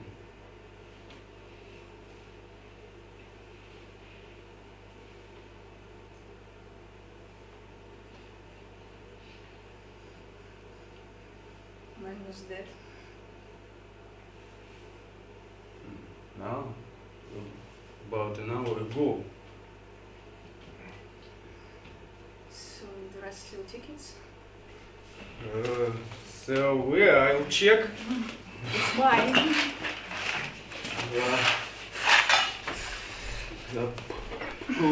What's wrong? The internet is down. I'll switch the router.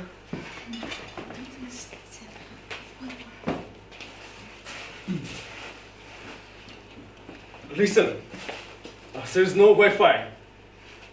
You know, they said they will jam internet connections first thing before an attack. Damn it! What is the matter?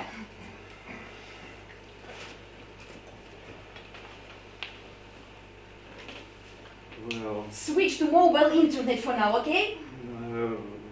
I'm trying, but it doesn't work either. Okay, calm down. We're packed, aren't we? Yes. I don't know.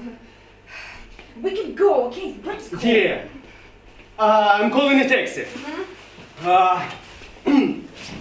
Shut off the gas, just in case.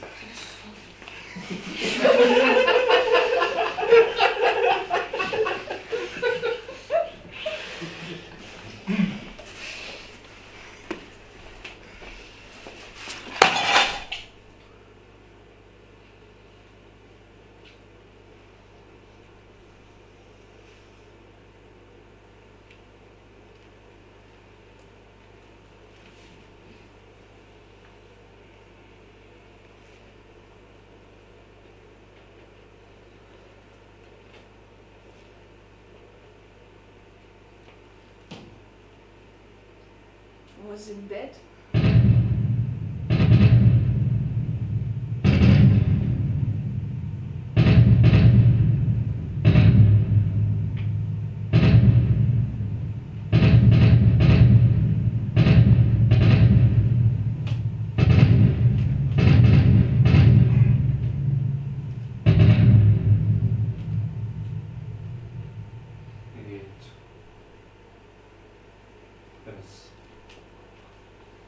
Bigger.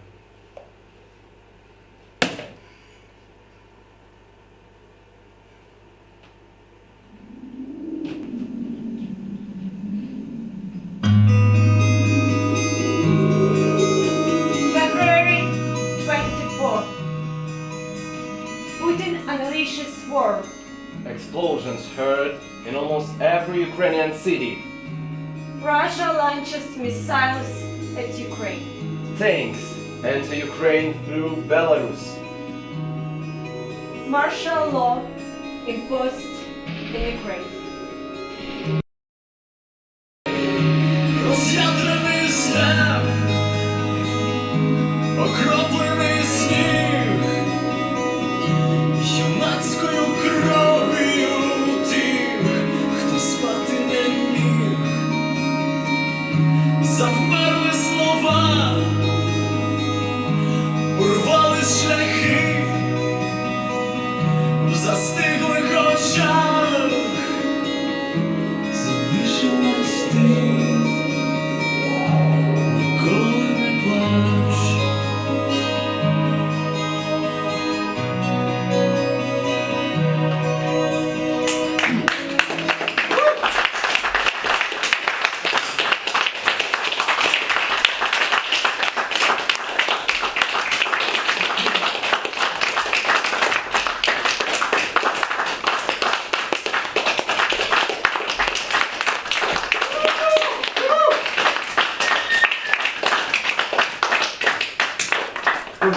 Thank you very much. That was on the evening. Thank you. Next on the page.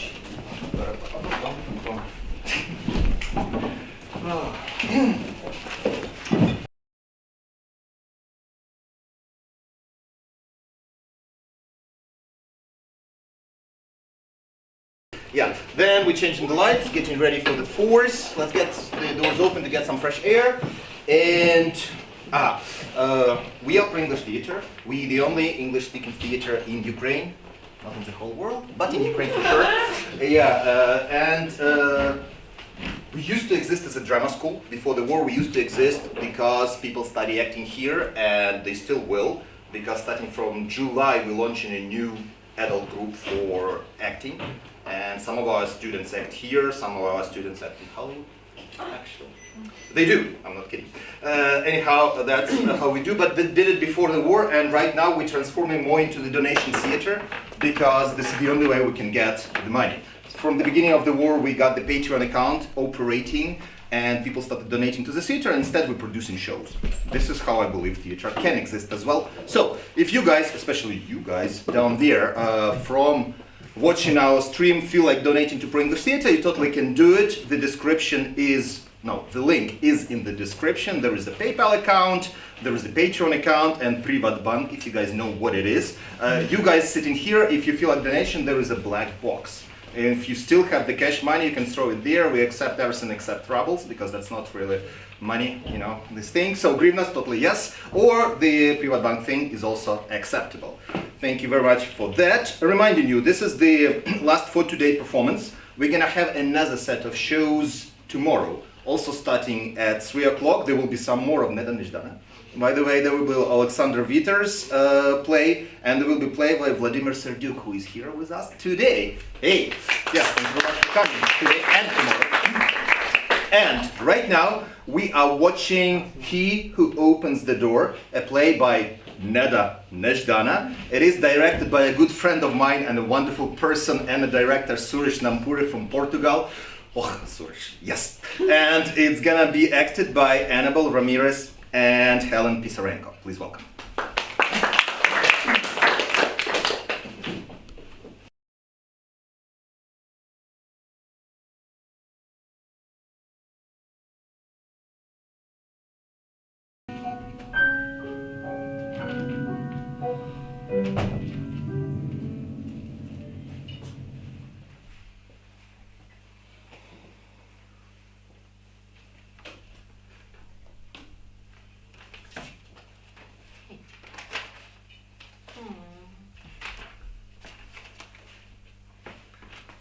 Nice glass. Wouldn't fit me though. Now what is this? What? Exercise for breasts? You must be kidding me. Well, how was it? Okay, so.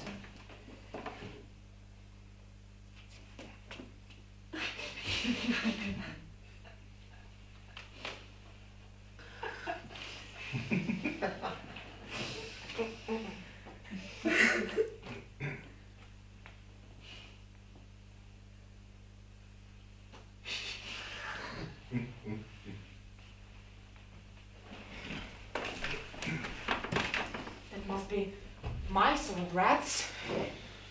Nice place, they say. Well, don't care about these mice or rats as long as they wear white coat.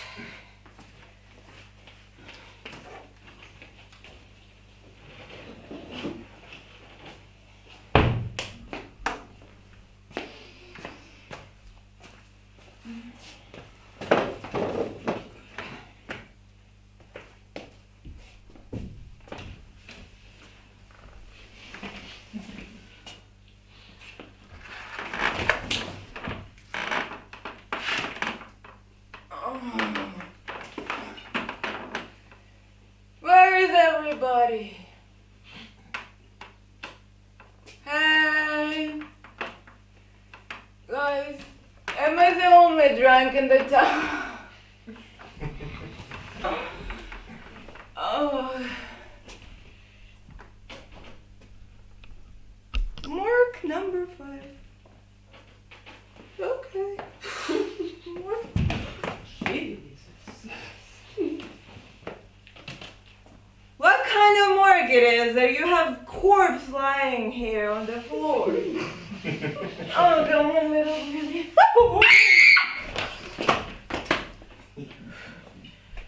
Okay. You look like a corpse. No. You look like a corpse. Well, you definitely died. How are you walking and talking? That must be a dream, huh? Alright. That must be a dream. And you can see me because I too, as it were, gave up the ghost. Where am I? I don't know. You can say on the other side. And who are you? Who am I? I can be a corpse, a dead corpse, an alive corpse, or a corpse like you.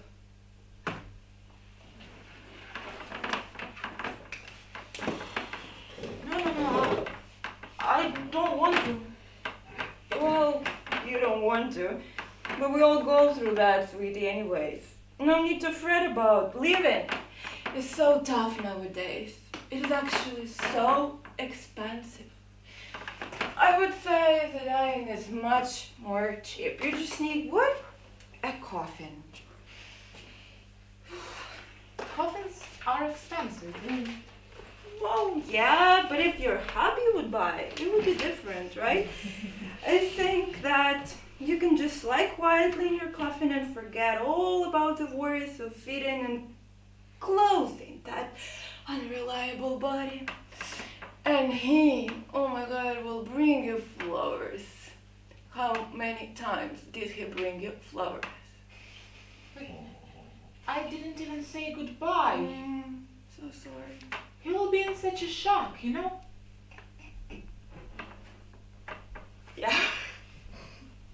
In such a shock. Terrible. I mean, such a shock. Come on, you have your life. You had your life. Now let him live. Free. I was healthy. The key word is was, right? What kind of health is there in an environment like ours? The soil is stuffed, full of pesticides. The air is, pardon my French, full of shit. And don't let me even start on the water. And there are bacteria and viruses and just come on, sit and relax and wait for the final curtain. I did exercise to keep my breath in good shape. I didn't drink a little, but I religiously swallowed all these disgusting health tonics. Yeah, you wasted your money, didn't you?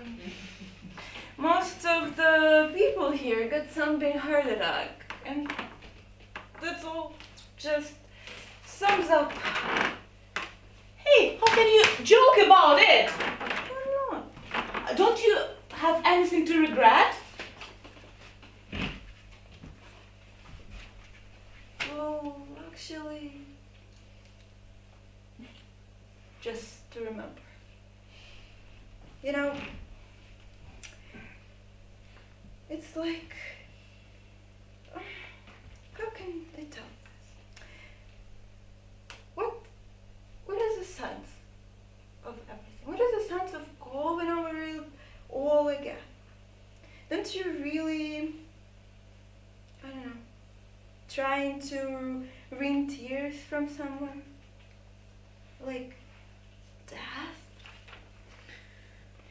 What I would prefer is to have a stiff lip and rosy cheeks and a complexion like mildly grape.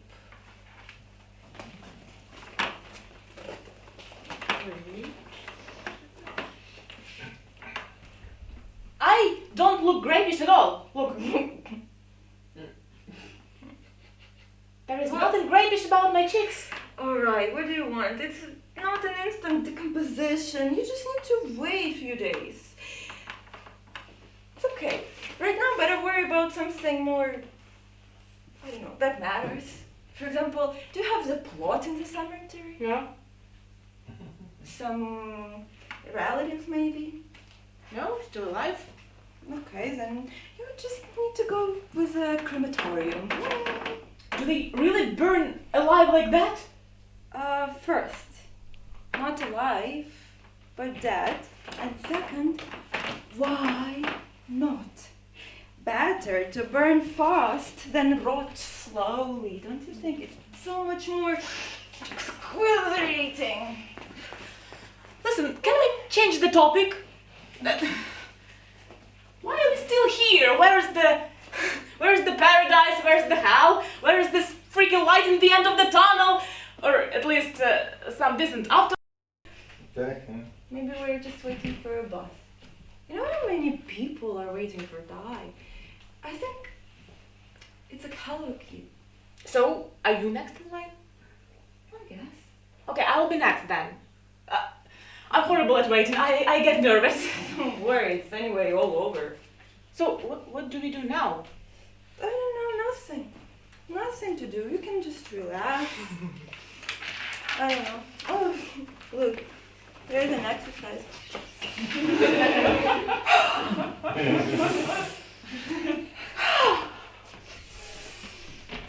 Yeah, rest. Rest in peace. I'm Vika. Vera. Vera Georgievna. Vera Georgievna. Wow, that would look so cool with the golden letters.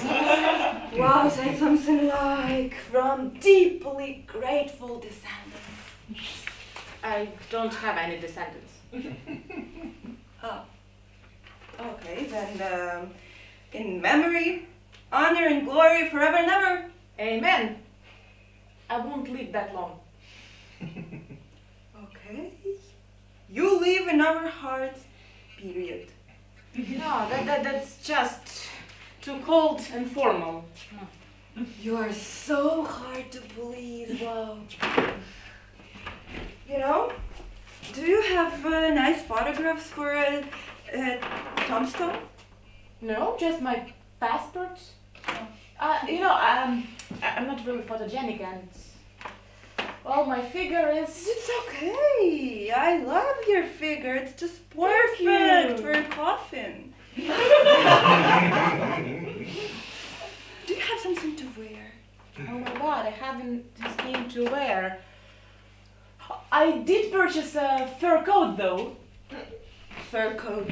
Yes. For a coffin. Man, this is such a bad taste. And there is a trifle more. Well, I also have a nice swimsuit with pretty flowers. Swimsuit? For a okay. No, please. It's just, it has to be black or dark blue, something like that.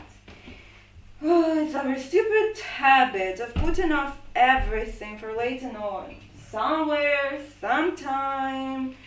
I was caught by surprise. Everyone has warned you. And actually, well in advance. You know, we get taught of everything else.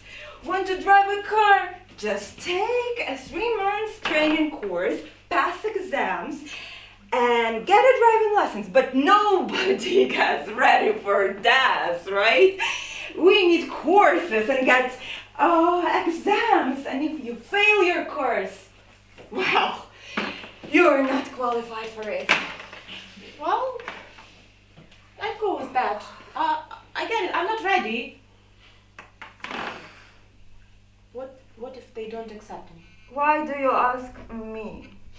Well, you seem so experienced, like you died dozens of times. You know, it's just a logical thing being called like that. Oh, I have a terrible headache. Maybe you have some pills or something like that here. And it's so cold. Thanks.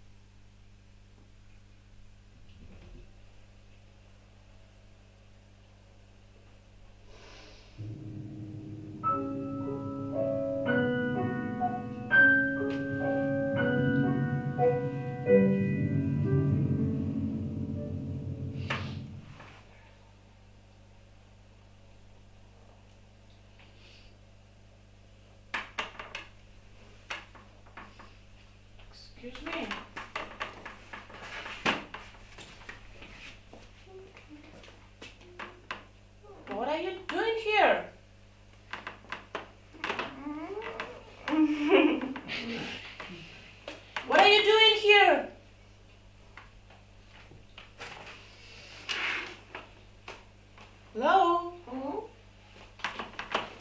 Hello. How are you? Where is Tolik? Tolik? Yeah. Where is Tolik? I don't know and I don't care. Actually, me too. He's such a bastard. He got me drunk and then he just left. Or did I got drunk and then left? Actually, I don't know. Anyway, why it's so cool here? And I woke up and there was a corpse. And that was you. And your name is Vera. And you're Vika? So it wasn't a dream? A dream.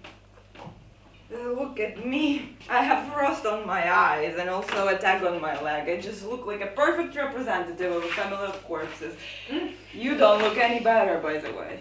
This is absurd! Me? A corpse? Yeah? What do you think? You're just strolling nearby and decided to drop them in the morgue number 5? What a funny activity you have. Morgue number 5. That's the place where I work. So Why? Why? Why were you... Can I be alive? Wait a second. Why were you lying on the floor if you were here? I wasn't just lying on the floor. I fainted because I saw you. I thought you were a ghost. Corpses here just, well, normally don't walk and talk. Confused. Am I a corpse? Am I alive or am I a ghost? Come on. Well, corpses here don't usually complain. Okay, so let's suppose we are alive. How did I get here? Wait a minute. You mentioned some piss up.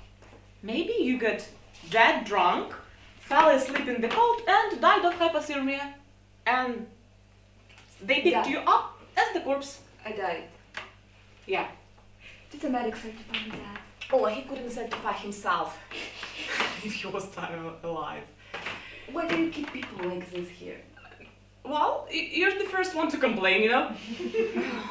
Okay. Good job! You ended up here, not in the crematorium.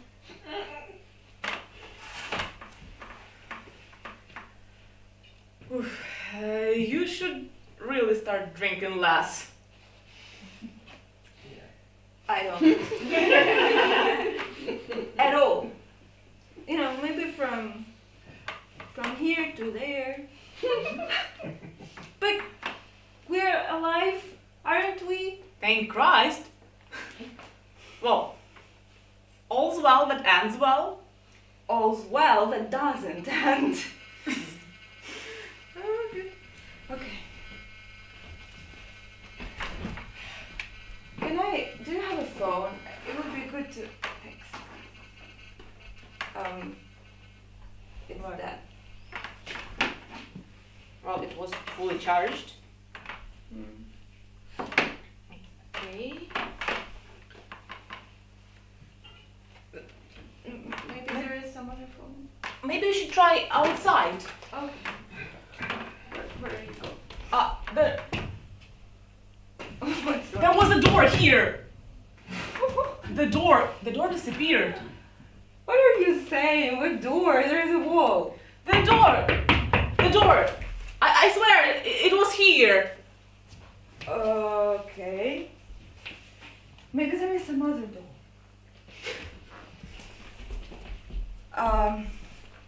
I actually don't like the idea to be stuck in this hole, you know, for so much time. What's the time, by the way? It's stopped. And strange mobile died too. Do you have a watch? Do I look like a having a watch? I'm supposed to be a corpse, by the way. Where is the fucking door? Well, what was the point? It's still plated anyway. What?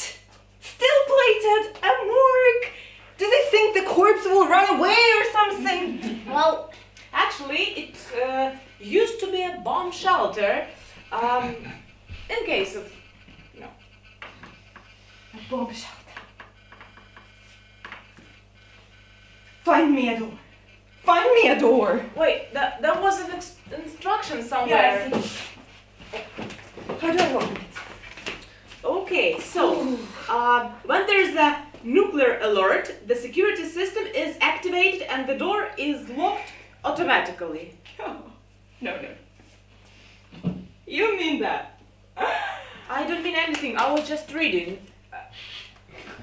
Okay. Maybe just a coincidence? A coincidence. Your phone is dead. The watch doesn't work. The door is sealed. A coincidence. This is creepy. I can't believe it. Really? You know, when Chernobyl blown up, nobody could believe it either. Wait, maybe it has blown up again? Maybe. I'm pretty sure it's not very good idea to go outside. You know, it could be anything. A chemical contamination, radioactive fallout, epidemics.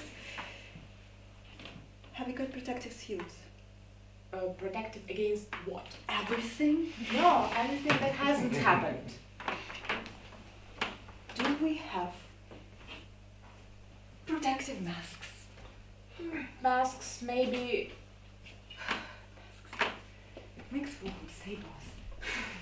Well, anyway, it wouldn't respond to the epidemic. It's a bomb shelter.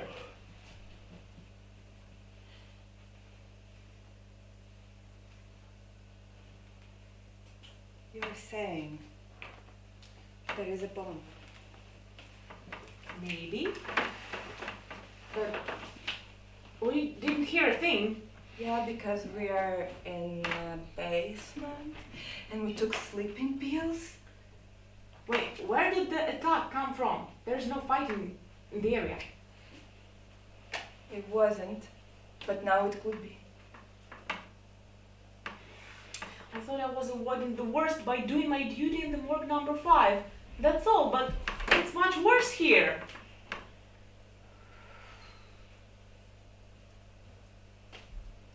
It's like we are all dead and they are alive. But what if it's the opposite? The opposite? Yeah. Could we be the last people? Maybe. Why did God leave 2 women? He's not had pairs. Well, you know, God's not always easy to understand. Maybe there will be no wars. You know, because men usually start wars, and I read a fantasy book. It said that some girls could be raised in a tube. So, come on, you're a biologist, you should know. It's called artificial insemination. Yes, exactly. But you still need a man.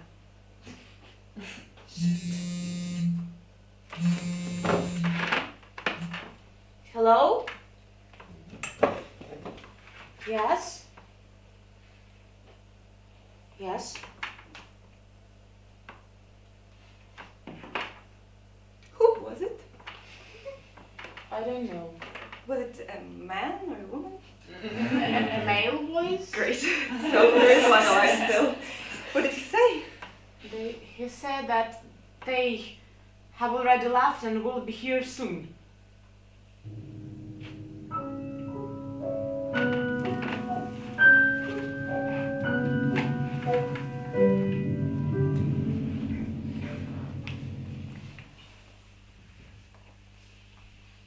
So are they coming to pick up corpses? They don't pick up corpses, they collect them. They are coming for us. What does it mean? If only I knew. Okay. Well, at least it won't work. You can go dead again.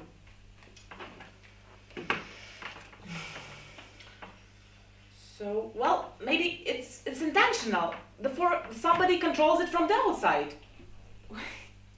Okay, let's just think logically, right? If we're alive, it must be someone's stupid joke, and we just have to chill and wait. And And what if we are dead? More waiting? But I can't just sit down doing nothing. Let's do something. Okay, let's do something. Let's smoke. Do you have cigarettes? Can I chat? Sure, I'll be soft. Oh, you have.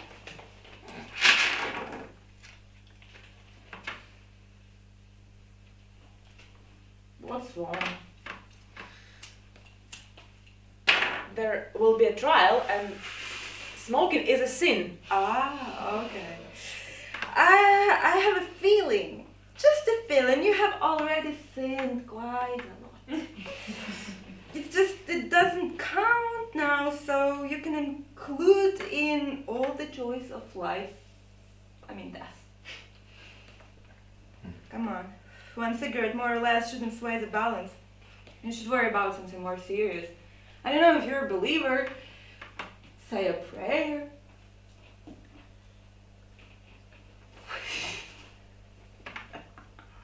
It was a joke.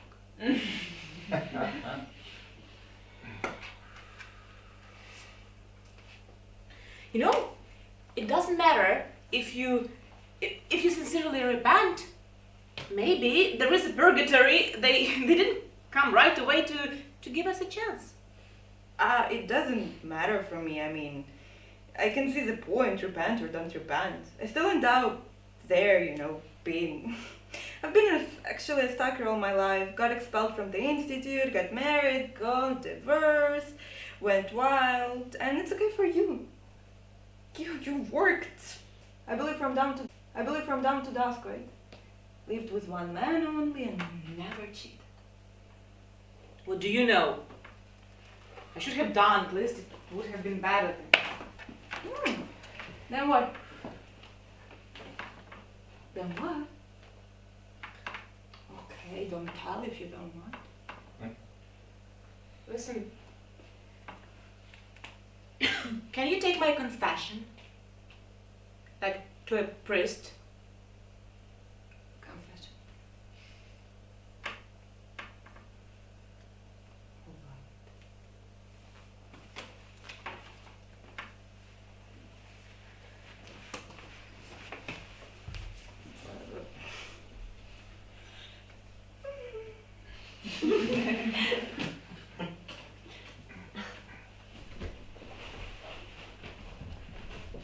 I had 2 abortions.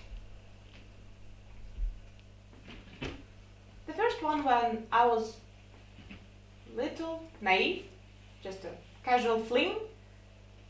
I didn't even know the guy.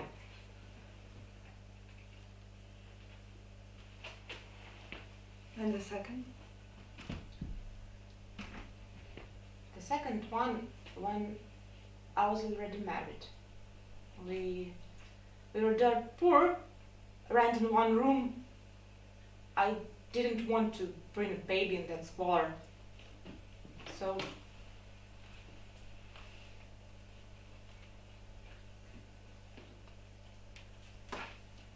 and now I keep seeing my baby boy in my dreams. It's like a blizzard. He says, "Mommy, I'm scared." I open the door and there is no one there. And then I wake up. I wanted to save him from tears. I didn't know it would be a swap. It was a good bag. At least your child didn't suffer. Child didn't suffer.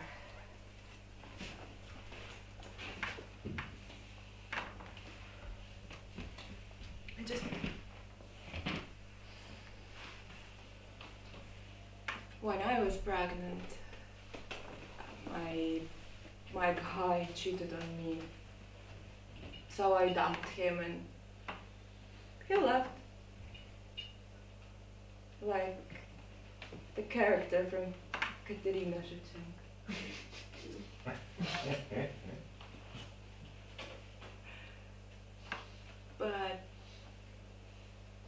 baby, she was born dead, just strangled by an umbilical cord. And you know what did they say? That she felt guilty and hanged itself.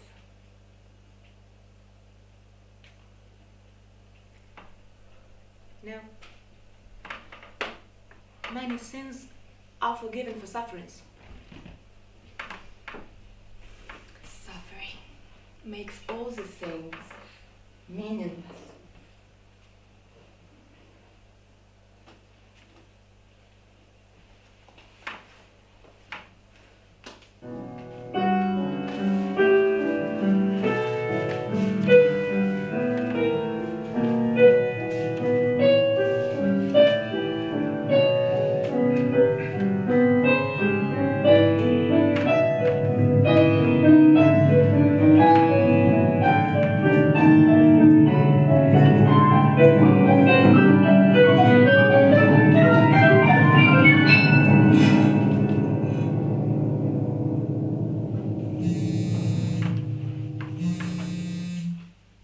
Yes?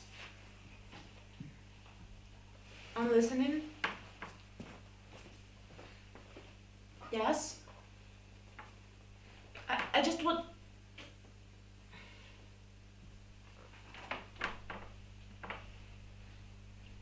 So what did I say? Don't worry, we'll be there soon. Don't do anything rush. Stay safe. Stay safe. That's not an advice to give to a dad. Yeah, I didn't. What kind of rush can a corpse have, right? Sounded to me like a doctor. Calm monotone. Good bedside manners. Please don't worry. Everything will be all right. It's only the leg we're amputating. Who needs a leg anyway? Yeah. Did you drink often?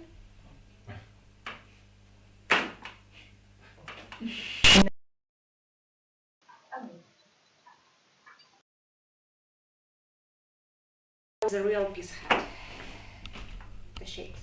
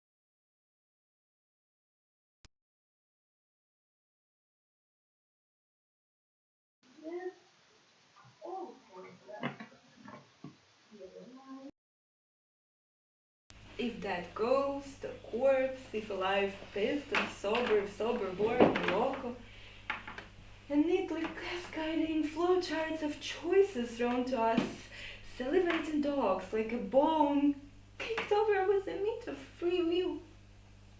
Take it or leave it, leave or stay. A precisely executed computation with one end only. Find the flow, the bug in the code, the virus in the program, and that's all us. Do you understand? We made the choice.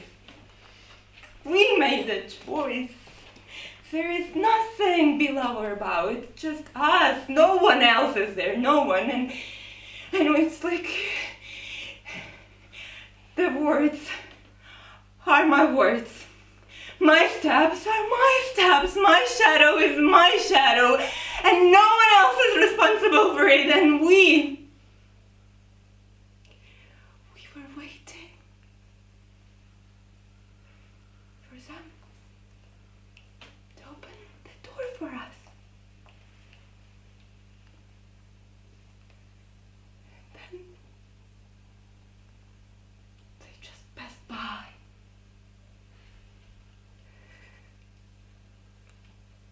Isn't it the worst?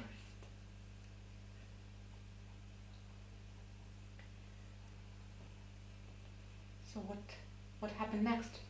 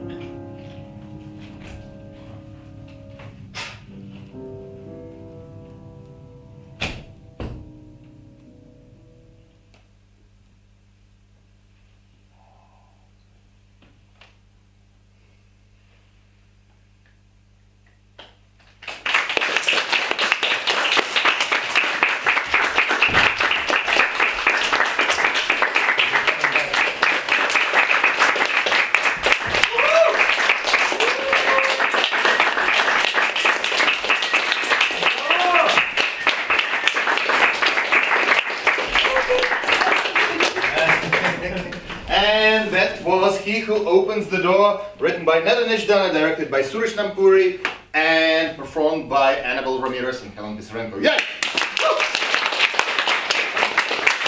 With this, we're going to be concluding the day one of Stage Reads War Ukraine text. We're not stopping the stream because in like 10 minutes we're going to start a discussion. And the playwrights, some of the playwrights with us, some of the playwrights will join us by Zoom. Some of the directors will join us by Zoom, and we will see Jerry and Suresh and the guys. They will be right here. Actors will sit over here. Audience, if you wish to participate, you can stay. But we're giving you 10 minutes, those who want to escape, of this bomb shelter, although it is a bomb shelter, so you heard. So if you want to stay, you're very welcome to stay. In 10 minutes, come back for a discussion, but get some fresh air. 10 minutes, we start back here. We're not stopping the stream, okay? Thank you, guys. And donation is out there at the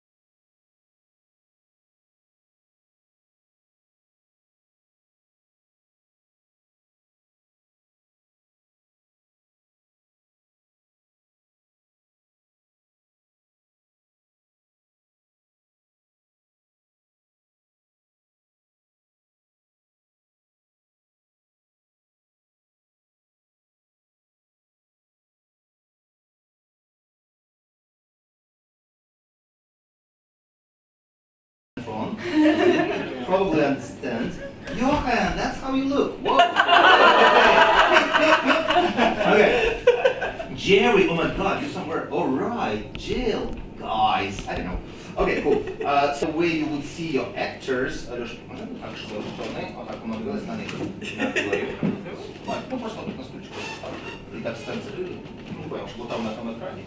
Oh yeah. Oh. Ooh, that's so cool. Magic, magic. Sorry, dear audience, you will not be in director's part because they need to see. Yes. Whew. Can I get my program?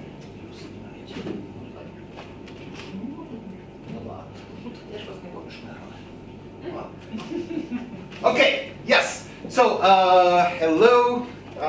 Goodbye.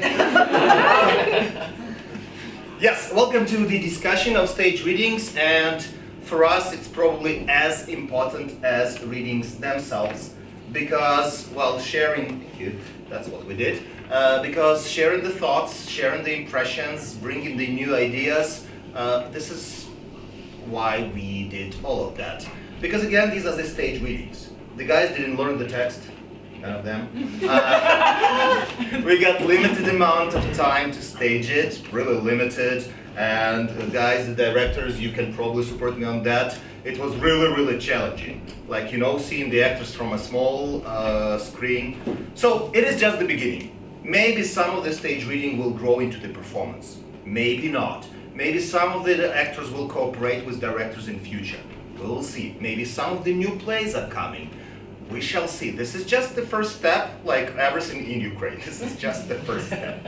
So, for the first step, we're gonna start with Otvetka, because that was the first play today that we did. Do we have Neda, by chance? Neda is not here. Okay. Yes, but I guess we're saving. Yeah, then, we're saving this video, the discussion? Yes, yes. Okay, so yeah, we're saving, so she shall see it. Do we have James Robertson? No? He's still in Australia. Yeah. No, he is in Australia. This is Australian director. Yeah. He is the director of ProEnglish Theatre Company, which is very close to my heart because we pro-English. So then I'm giving the floor to the actors and the audience. Otvetka won. I missed it because of technicalities I was running. Guys, what do you got to say? What do you think about the first show that you see today? Well, that was wow. Okay. I expected some sort of depression flooding on me, as usual here. And I love the light. I couldn't take my eyes off that, you know? And like all the time you're there, your face is amazing. It's just wow. Really wow. I guess we can say thank you for the light to Alexander. Alexander and Malay Theater! Woo! Yay! That's good. He made it possible. Yes. Well, that was really cool. I loved it, and that was something that really brings something in. Jill, I guess that's you. Somebody's mic is not off. Guys, if you, Jill, yes. thank you. Yeah, guys, if you got something to say, like in the middle, just like, you know, raise your hand or something, we'll switch on the mic, or we will act specifically. And every director got to say, like in their part, so yeah, cool. Yes, you were saying? And it was, it's just up to date. So you're saying those words, and I'm like, okay, yeah, I have friends like that. And I have friends like that. And I have friends like that as well. They're no longer my friends, but yes, we have the people like that. So thank you so much. Thank you so much for that. Wow. Veronika, how was it for you? That's a mono thing, right? Yeah. Yeah.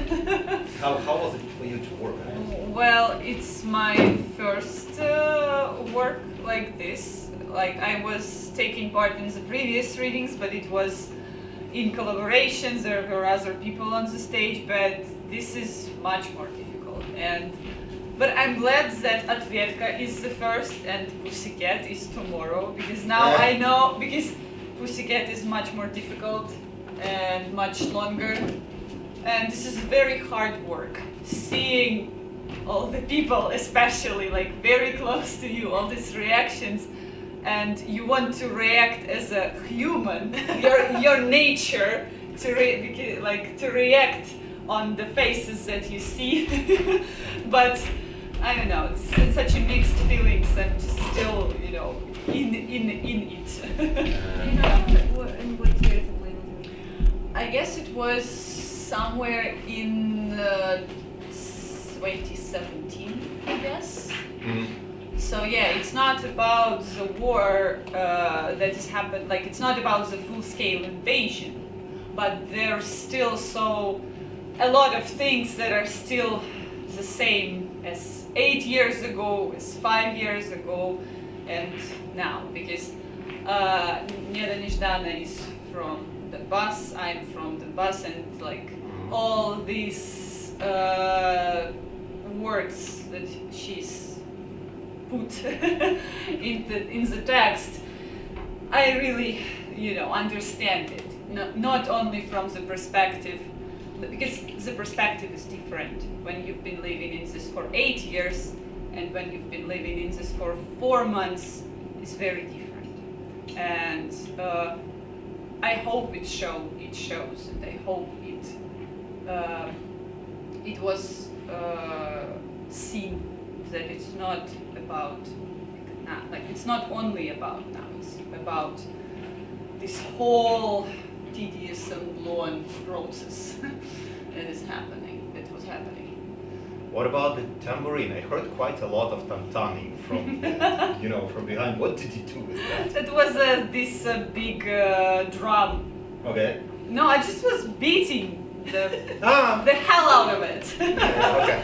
Yeah, so like, you know, it's music, it has to be beautiful, but if you want to beat someone, it also helps. That was the line, and yes, that was like, you know, catharsis. It's letting go all these emotions into this drum. Yeah. You know, this is by the way, this is a legendary drum, everybody. This is the one that we bought for our, I guess, first Harold Pinter's production. We did the birthday party with Stanishelenko, and this drum played a lot, like a big role in this, so to give it a second life in Otvetka was kind of a relief, and, you know, something that theater never dies.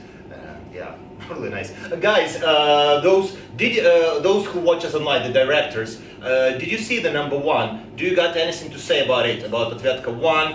Even technically, the quality of it, how was the streaming itself? If you got anything to say, like raise your hand and we'll switch on your mics. No? Nobody got nothing to say? Okay. I think that the interesting aspect in this play is that what you said in the beginning, that these readings are different from first because we also have a chance to see how did we got here. And to start with this play, it makes all the sense because it's like we're going past in time slowly. So this is, I guess, the closest to like events, but not about the events like the next one, for example. Yeah, so it's an interesting step back to then continue with the second play with events close. And what really strikes me in this is how much energy you put into the desire of dialogue with with this who sent you letters. It's, I guess, what we saw the first months, right? All of us try to contact and communicate with friends, relatives we had in Russia, and this desire was such a natural way to find this contact, and it was not possible. And by this play, it broke my heart again. That's what we talked about a lot with James. That she's trying to talk calmly, like, you know, jokingly, haha, yeah. But then it really gets to the nerve, but then you understand that there's no point in doing this. It doesn't matter. They will not understand it. And why should I bother with doing, like, why should I bother when I have this person, I have this, you know, man who went to war and he didn't return, like, I guess he didn't return in my universe, you know, not in the other part, too. But he didn't return. Yeah, like he returned, but then didn't. And like, it all doesn't matter at the end. And What matters is our lives, and they can do whatever. Better not. Better not. Okay. All right. Yes. Who's that?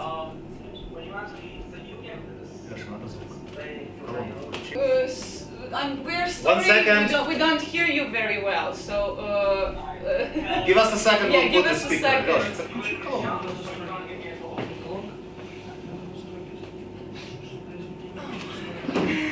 Welcome to. We're sorry, we Theatre didn't hear your Technical question Competition. because we don't. Той комп'ютер, ти виключи від Bluetooth. Він міг перехопити. Він такий. Який ти користував на стрім, на виключення вистави? Я понял, щас. Everything that can go wrong goes wrong. Давай ми просто будемо спокійно слухати питання і Я говорити нічого не його чую. голосно. Yes. Oh, that's hearing Gresh. Oh, I everybody was not Ukrainian. No, we do hear you, Siraj. It's just we want to hear you even more. Yes, we love your audio messages. I have the big collection of it. Yeah, like we hear that you're saying something, but we don't hear what you're saying. Read lips, come on. We'll fix it. Bluetooth. Can you? Yeah, I mean, for that, the sound quality is not so great. So when I'm listening to you speaking now, there is a kind of echo. Надо ближе поставить. А, и там еще. Ні, хто-то перехватив. Це все нормально. Technical equipment that you're using. Everybody is mic'd, is that right? Everybody, all the actors were mic'd. No. We weren't mic'd. Сейчас. А что не получается?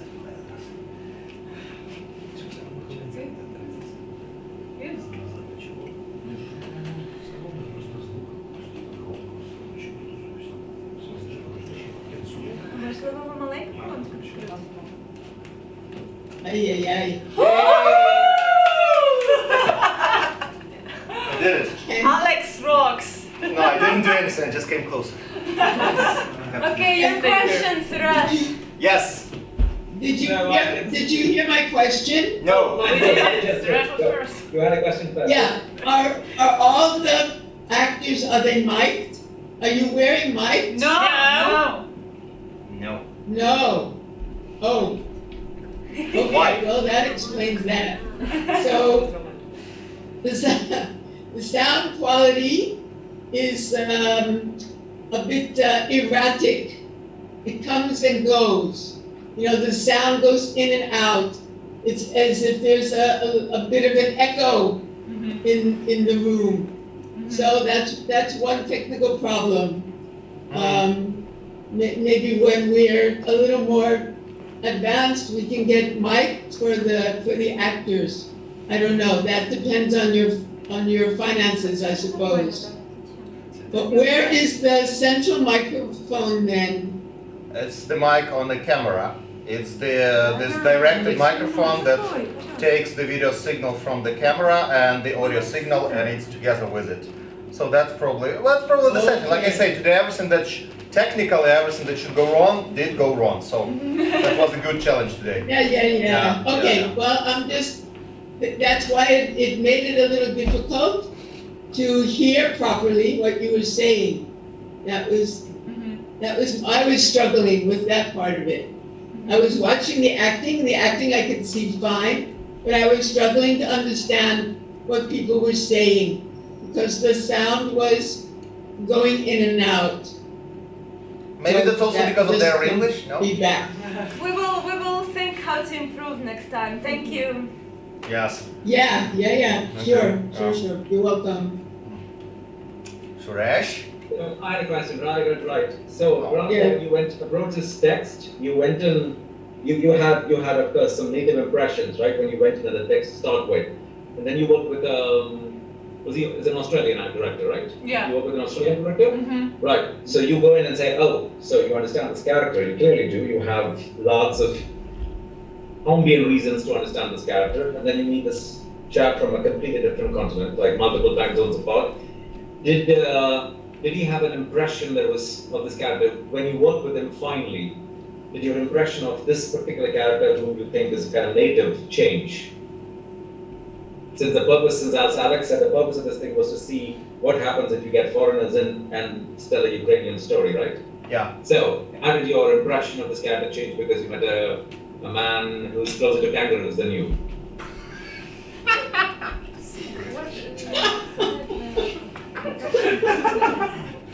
You're lucky James is not here. Oh my god. He's not here, right? That's why This was a tricky question. I'm sorry. Yeah.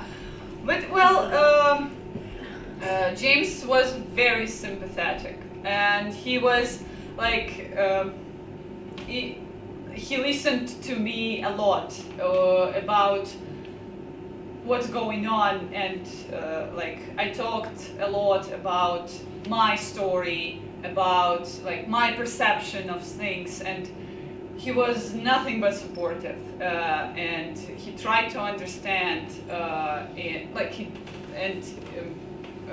in a lot of things we like came to a like kind of not a compromise. He just let me.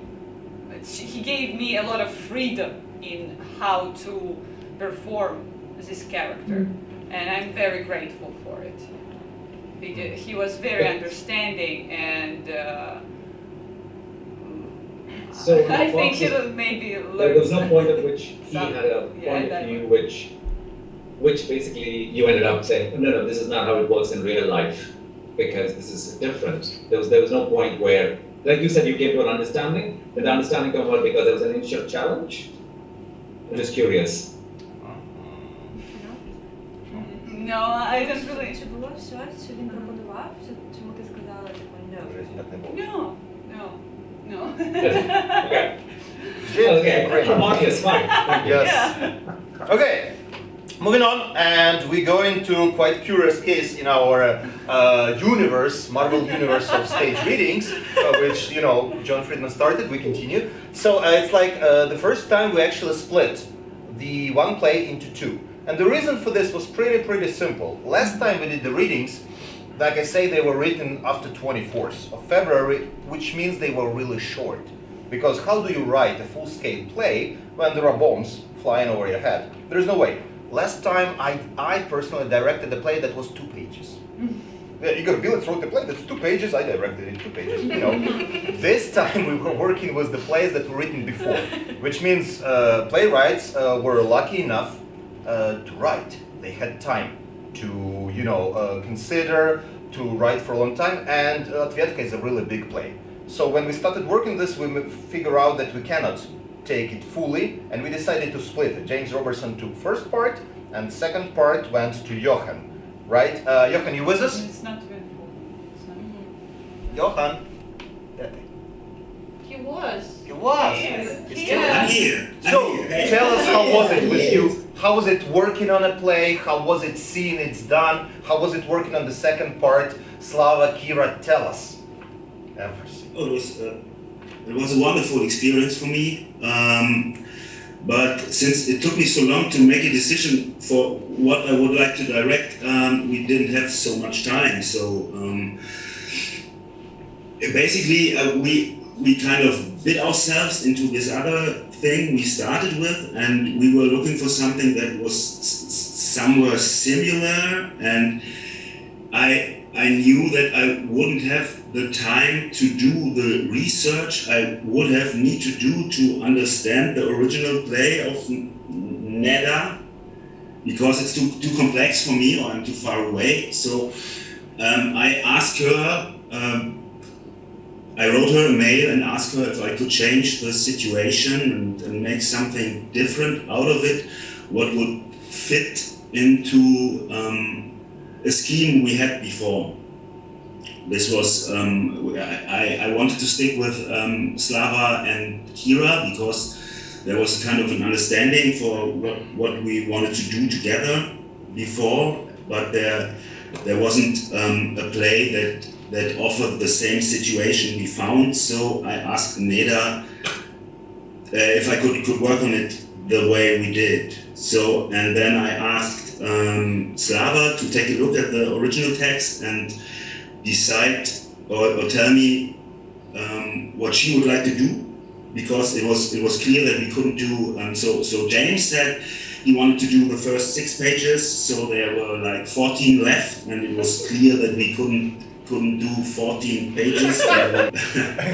So I asked Slava what she would like to do, and she came up with this situation, which is very tough but very timeless, of a woman being pregnant and having to deal with the fact that the man he loves is at the front and she doesn't know if he will come back. So so Slava came up with that part, and so I looked in the text and went for the part that was exactly in front of it, and I was pretty lucky to have to find especially this part, because of this strange European opinion from 8 years ago, which is hard for me to deal with as a Western European guy, but which is important not to forget what it was like. And so I put it in front, like it wasn't the original text, and then Slava said, "But come on, times have changed. You're reacting, or Western Europe is reacting different now than it did before." And I was glad that it seems to be true. And so I asked Neda if it's okay to put in a few lines about the changes. And so we developed the script. And then basically when the script was ready, we had time for 1 read and 2 rehearsals and the Czech one today in the morning. So I'm overwhelmed by the talent of the two young actresses, because it's fantastic what they play.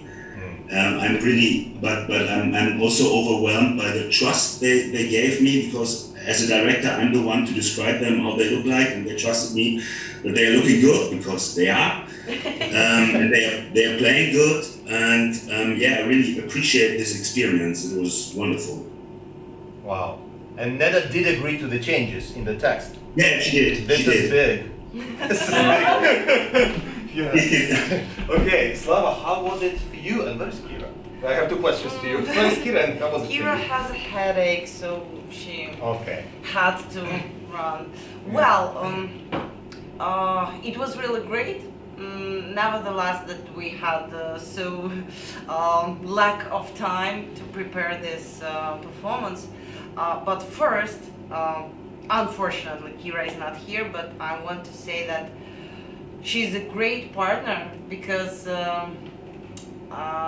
as a kid, she's really honest, and working with her like inner world, with her eyes, with her feelings,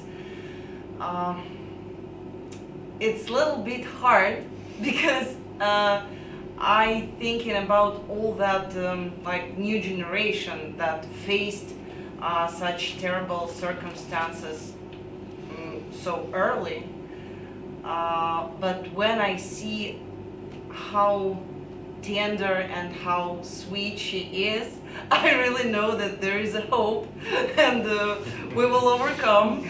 And thank you, Johan, so much for being kind and gentle, and for being so brave, because I understand totally that it is not an easy task to work with 2 vulnerable girls. Oh yeah. Alex knows. Yeah. And I know how hard it was when you was just watching us at your screen and couldn't help us. I know that it was hard, but I really appreciate your kindness and all that, I don't know, love that you gave us. Thank you. And of course, thank you, Alex, for this event, because I really believe that feelings of each Ukrainian is important. Thoughts of each Ukrainian is important. And it is our duty to share these words, these thoughts with the world. So great that we have such possibility. Thank you. Yeah, and I wanted to share the story of Kira. Kira is the youngest actress of ProEnglish Theatre, official actress of ProEnglish Theatre.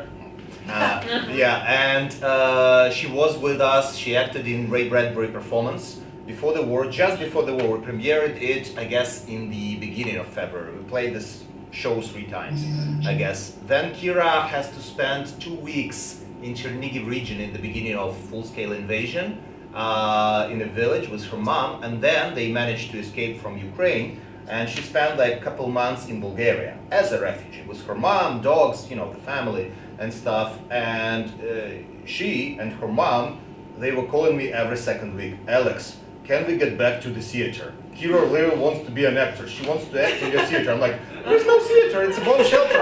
I want to come back. I'm like, oh my God. You know, and the first thing she did when Kira came back, she and her mom, they came to the theater, and that's her first coming back this reading. So I'm really touched. And thank you guys, Johan and Slava, for working with her, because that's important. She is the future, you know, so thank you guys. And she's the great future. Yeah. Yeah, but let me please say something about that. It wasn't an easy decision for me. So I came up with the first text we worked on. I came up with a question to Alex to ask an actress to work with me who could be the mother of a 12-year-old child, because that wasn't written in the text. And Alex asked, well, is there any lines for a 12-year-old girl? And I said, no, there aren't. We could work something out. And he said, well, I got this 12-years old actress, and I thought, oh, we can't do that. You know, I've got a... these days. Yeah. I mean, Ukrainian kids, they just grow so quickly. Okay, guys, the audience, the living audience, do you got anything to say about Otvetka 1, Otvetka 2, the first 2 shows? You don't have to. I mean, like, sometimes it's good to sit and listen, you know. I'm gonna start crying right now. Oh, okay. Okay, then we're moving on, and the third show on the list is On the Eve, and it's basically, I don't know, do we have Dmitry with us? Yes. Dmitry Ternovy with us. Yay! Like, I mean, like he's in the room, he's there. I know, Dmitry is there. So, and I don't know, Dmitry, correct me if I'm right, shall we switch to Ukrainian? Дмитро, скажіть, вам краще українською чи англійською? Дмитро Терновий, я знаю, ви там. Я знаю, ви в Черкаській області. Я все про вас знаю. Ну, зараз я чекаю, що може. Єй! Вітаю, привіт! Привіт! Да, друзі, це Дмитро Терновий.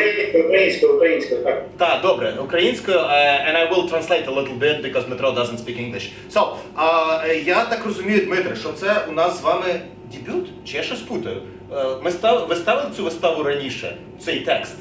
Ні, це перше читання, наскільки я розумію, там... Поздравляємо! Але я, здається, що там ще не було таке. Тобто, ну, я думаю, що перше. Вітаю всіх і дякую дуже. Я хотів сказати дякую всім акторам і всім, хто ставив. Я от вам тут аплодую. Як? Да, а як вам взагалі, ну, із того, що як ви його писали, да, і з того, що ви побачили на сцені? Це перша штука, і мені важливо, і я думаю, і Джері важливо, я йому перекладу тоді, наскільки там у вас автобіографічна історія? Тому що мені щось здалося, що там...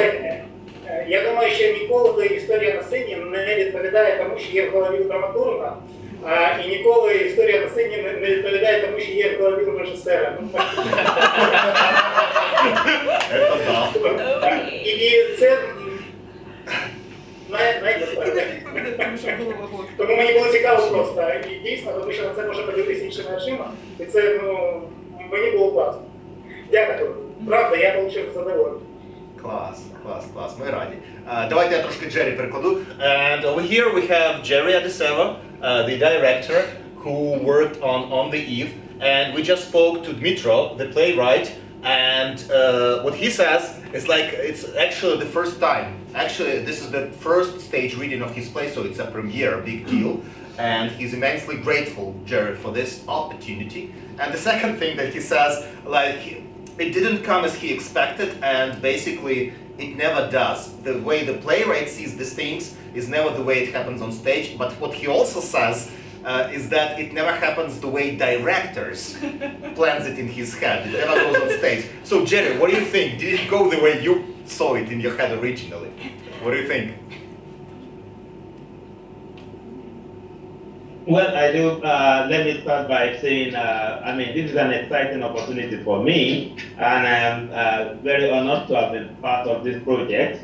I do hope that I heard you very well, but let me start by saying my choice on the eve was actually, that was the first time I was saying it, and I didn't have to read before I decided I was going to take on the eve. I chose on the hill because I have a work that is almost the same title. So that was the first thing that attracted me to On the Eve.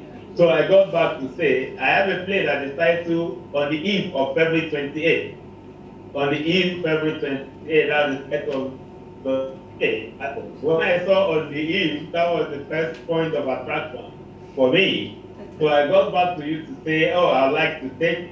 It was only after then that I went back to read the play. And I must say to you that, I mean, it resonates with us in Nigeria, even though Nigeria is officially not in a war situation, there are internal crises all around. And so some of the issues, some of the actions, some of the things that plays out in the play are things that I am quite very much familiar with, even though it is on a different scale as we have in Ukraine at the moment. You know, I live in the city of Abuja, which is the capital of Nigeria, and very close by, in the next state, you have crises every now and then. And so we have parents in other parts of Nigeria who calls you like 24 times in a day, asking how you are faring, asking you to relocate from the trouble spot to another place. And of course, because of your attachment to the things you do, your life is the environment you live in. So it becomes very difficult to immediately pull yourself out from where you belong to go to other places, despite the danger that is all around. So for me, that resonates with me, and I think a big thank you. Even though I never got the chance to speak with Dimitro before staging this play, I think that is a great text and a very wonderful interplay in terms of the situation with the doctor and his fiancée far away in London, and of course the interplay with the parents who are right in the middle of the crisis. I mean, it's a great honor for me, and of course, I also have the privilege of working with 4 wonderful guys, or 4 wonderful actors, if you say. The very first day we met, I said something to them that, look, you are in the center of this whole thing. But in my approach and the way I work sometimes, I prefer to allow the actors to do their thing, and for me to just make interjections where necessary. And of course, I discovered they were very much up to start. Even though when I lost about a day and a half, working with them because of some emergencies, I so much had no issue because I know that they are able to pull it up. And I am happy it turned out well. I was online. I'm in the middle of a festival back here in Nigeria, but still I was still able to follow up the performance, and it was wonderful. And I'd like to say thank you, Alex. Thank you, Dimitro, Andre, the two Andre, Victoria, and Natalia. Yeah. Thank you for the opportunity. Дмитре, я вам потім велику історію розкажу, поки що вкратце. Він дуже прям жаліє, що з вами не зміг зв'язатися до того, щоб обговорити п'єсу, і йому дуже сподобалось працювати з п'єсою, і його дуже тронула ця історія про дочку, яка в Лондоні, і він там знайшов цю ремінісценцію там для себе Близьке. Я думаю, що найважливіше сказати це те, що йому зрезонувала дуже ця тема взагалі, тому що в них в Нігерії теж відбуваються постійні конфлікти, хоч вони офіційно і не в стані війни, але в них постійно багато ситуацій, коли в сусідніх містах просять переїжджати і залишати своє життя. І тому ця п'єса, вона певним чином відповідає і його ситуації, в якій він живе, тому вона так йому зрезонувала. Yeah. Okay, actors. We have all 4 actors, the biggest cast. 4 people. Natalie, Victoria, Andre. How was it working on the play? How was it getting done? What was the biggest challenge? What was the easiest? How were the chocolates? You know, these things. So did you like my sweater? The sweater was fantastic. Like, if you put it like, more open, that would be even, but no. Yeah, and thank you for that you chose the dress, because it's my mother's. And yesterday when I asked my mother, like, I was telling her that Alex sent me to find some ugly dress. And I didn't understand what should I wear? Mama knows. Yeah, and my mother, I have one. And then I was messaging to Alex, there was 2 dresses, 2 choices, and he said, I like the first. Yeah, true story. And then I tell it to my mother, and then tell him, he's writing, it's very fancy. And she's like, he has a good taste. Always. Good taste for bad dresses. Can I just tell something? Yeah. For me, it was very interesting because this play is also about on the eve. So I remember how I was working and how I was working with military topics. I was writing this news, but I didn't get it in my head like it may really happen in the real life. And 2 weeks before the war, I would just come into my cabinet, and my colleagues, they were drinking whiskey and discussing that tomorrow we will be bombed. I didn't believe them, and I was thinking that it's kind of like what a bullshit. But I thought at this moment that something is coming, and maybe it's a sign that I have to be prepared to this, because I was not prepared as everyone. And that's why I think that this play is about the mood and this tension that everyone felt before the 24th of February. And actually, I like the end, because you just stand there and feel how the fucking war happened, and this music, the last minutes of the performance for me is very the most emotional. Thank you. Перекласти. Що там? Що Віка каже, що для неї ця п'єса дуже про сам стан того напруження, яке ми всі мали до 24 числа, і що вона працює в пресі, але і перекладала, працювала з цими всіма новинами, але наче не сприймала це серйозно. Я не могла повірити в те, що це дійсно відбудеться, але це відбулося. І тобто ти не повіриш в це до того моменту, поки це реально не станеться. Хоча були певні знаки від моїх колег, які реально, вони просто там з Донбасу, вони вірили, вони бачили певні знаки, що можливо це, я їх побачила, що щось наближається. Да, і потім цей, ранок 24-го, у кожного він свій, тому Але загалом однаковий на всіх. А він до сих пор. Він час. Он не закінчується. And my big and personal thank you to Andrei Dotsenko, the guy wearing black, the fuzzer, in this play, not only for acting, but also for creating these pieces of news. All the pieces of news that were there, they were written in a play, and Andrei, the last night, he made it into the videos. Tell us, not only about the character, but about how did you get this one, how did you get it so well, because I was very skeptical about this video idea in the beginning, but it turned out to be something, that expanded the play, make it bigger. Not explain it, but kind of make it, 3D. How was everything? Actually, as it turned out, a lot of titles on the news, which were at first were supposed to just overlay over any video, of course relating to this situation, but I actually tried and found a lot of actual news which reads the same. So it was with an original sound, with an original text. It for me also was a kind of another plus dimension to those which already touched some deeper personal strings in me. With regard to the situation, when you planned on the eve of that,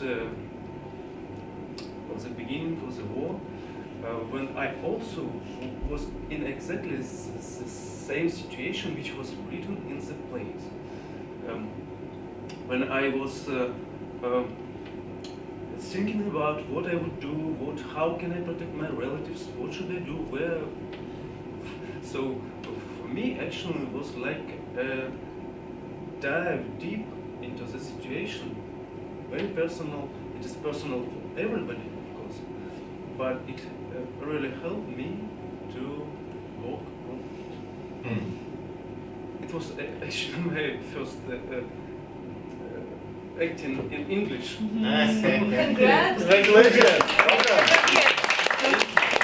It was a great experience, thanks to everybody, directors. Yeah, and can I share with you guys one thing that didn't work out, but just because of technically, nothing works out. So in the end, we wanted to do this thing when this music, Tin Sonce, starts playing, and the guys turn around and start reading the news. It's kind of this last news of beginning of February 24th, and then the video slides just starts going very fast, just like that. Because starting from this time, the news just escalate. We didn't manage to do it technically, Alexei, yes. But anyhow, that was the idea, because after this, the world at this moment it stopped, because we're still in February 24th. And then at the same time, it's kind of sped up, because every day, news every second, you know. So yeah, that's what we wanted to do. Guys, fancy guys. How was it for you? Andre, Natalie? Family? Yes, it was my first time to have a performance in English. Yeah. Thank you. And I'm really grateful for you, team, for ProEnglish Theatre, and for our director, for Jerry, for our writer, Dmitro. Дуже радий познайомитись. I'm grateful for this chance. It was my dream to have someday to have a performance in English, and this day has begun today. Thank you. It has begun. Yeah, I'm a little wary, but I want to continue with you, and I'm waiting tomorrow because tomorrow we have another, and I have a bigger role. Well, come on. Yeah, it was a pleasure for me. Thank you. I don't know. Yeah, thank you very much. Yeah, and guys, one more piece of news as an announcement. He's also a wonderful singer. Andre is also a wonderful singer, and together we're putting out a cover song for Sting. He wrote the song Russians, remember? If the Russians love their children too. But we changed it, and the song, well, it's in my way of singing. Anyhow, the song is now called No Russians, and Sting rewrote especially for Andre, and he sings it, and we're gonna release the full video, like the full-scale video clip of it, and Daniel is gonna film it. Thank you very much, Daniel. Yeah, this is Daniel, by the way. This is how you make it all public, so no way of escape. Yeah, like, bam. Daniel didn't know that. Мексикане с дебютом. Yeah. If you want me to feature in the video, let me know. Yes. So also we have a story of Natalie, who came specifically from Lviv, which is the other part of Ukraine, the west of Ukraine, to take part in these readings. And Natalie, how was? Well, first of all, thank you very much. How was it? Thank you very much for this opportunity to come, first of all. I love ProEnglish Theatre and what you do, and I feel very well here. I had the experience before, but this one was bigger. It was hard. It was challenging. But we didn't have enough time. I threw in this performance very quick because I didn't start it. Another actress started to work with it at the beginning. And I wanted to say about my feelings before 24th of February. They were totally different, like in the play. So they were not strong. I didn't believe at all. I didn't think about it that it will happen. I was living my usual life. I had plans. I was in Lviv.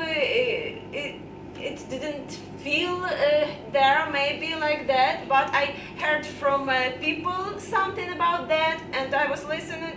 Oh, what are they talking? It's something strange. No, it will not be. I felt all these feelings only after the 24th. Now we understand a lot, and a lot of changed, and we have a lot of words to say. Yes, and thank you, my partners. Thank you for work, and thank you, Alex, for help. Thank you, Jerry and Dmitro for this text. Thank you. Can I just say that Yeah. I think Natalie is the biggest motivator of our team. Like because at the beginning I was like, what? Because Natalie was trying to do it perfection way, and I was like a little bit like, maybe we just be in the moment and relax. No. But then I understood, after a little bit different directors' approaches, we tried, and I don't know, I think that it was Natalie who somehow motivated us, and maybe it became better. Yeah, it's like, remember this one. With the shadow. Yeah. Guys, audience, what do you think about this show? Anything familiar or I don't know, unfamiliar? Any relatives in London? This play unlocked new memories. I mean, like last several weeks before full-scale war started, I just forgot about it. Okay, so that wasn't there. And today I was watching this new news pieces and all this tension which you really captured greatly. It just unlocked the memories and this tension, and everybody's talking about it and you can't even believe it. So yeah, emotionally that was really unexpectedly hard piece, because you stop caring in a way, and it's the wrong thing to say. Well, okay, yeah, that was really nice thing. Yeah. For taking me back. Yeah, I love the word unlocking. That's what I felt as well watching it. as if I forgot what was the life before 24th, but not the full life, but this month, which we were living, and it was living all the parallel thing, and it just, the memory erased it completely. Yeah. And for me, I'm very thankful for that, for the text and for guys. Okay. Also, it Yeah. was interesting to observe the feelings towards the news, because then they felt really distant and with weird, just sometimes, well, distant is, I think, describes the best, and now it's all here, like it must be close, but now we were listening to the same news. I felt them distant as well. That was surprising for me. And that was actually the whole idea of staging it, because the guys, you see, they're hugging on front, actually being a part of the news. They're hugging, they're making family portraits. It's pretty much like when I was a kid. My sister was showing this diafilm on me, and it's on you, right on you, but it's not a part of you. It doesn't touch you anyway. So there are words, there are actual pictures, but it doesn't touch you anyway. You don't take it. So that's what the guys, I believe, the Ukrainians, pretty much in this family in particular, were doing. They were not taking it until it did happen. So what it takes is a strong explosion of backpack, and then the explosion of the explosion. So it takes this reality to smash your windows to actually take it. Because before that, But I agree with you that it doesn't feel anyway, I didn't feel like irritated or like watching the news. I still felt like you say, distance, as if the whole concept of news feels wrong. This is another topic. well, that's interesting. All right. Okay, shall we? Yeah. Last but not the least, we have He Who Opens the Door, written by Neda Nezhdana, and directed by Suresh Nampuri, and acted out by Annabelle Ramirez and Helen Pisarenko. Suresh, are you still with us? Yes, he is, of course. All right, so Suresh, what do you got to say? That's very absurdistic play, I would say, no? Can you hear me? Yes. Yeah. Oh, good. Excellent. What do I have to say? All right. So first, I missed what I thought was the most exciting part of it. I missed your folk dance, clearly, because there was a problem with the live stream, so I have no idea how it went. I'm sure it went fantastic. I missed it. I want to see it. What do I have to say? Let me see. What do I have to say about that? You saw what I had to say. You saw the play, didn't you? So the reason I chose the play was because, as I told Neda at some point of time, it reminded me a lot of the structure of the play reminded me of The Dumb Waiter, a Martin McDonagh play about two assassins locked up in a room, trying to figure out, basically waiting for a message, a phone call to figure out who they're going to kill. It was made in a movie called In Bruges, I think at some point of time. It had this very, very English sense of dark humor, which I really enjoyed about it. It's clearly a serious play about stuff that happens, but of course it is infused with a lot of humor. And what I enjoyed about the play was the play was written before everything. I think the play was even written before Donbass. I think it was written completely before 24 minutes. I think it was written a long time ago. And so at that point in time, the play was written as an absurdist piece. But what I enjoyed about the play right now, which is one of the conversations, the first conversation I had with Anna, I think, was, so there's a sense where a lot of the absurdist things that were there in the play are kind of not very absurd at the moment.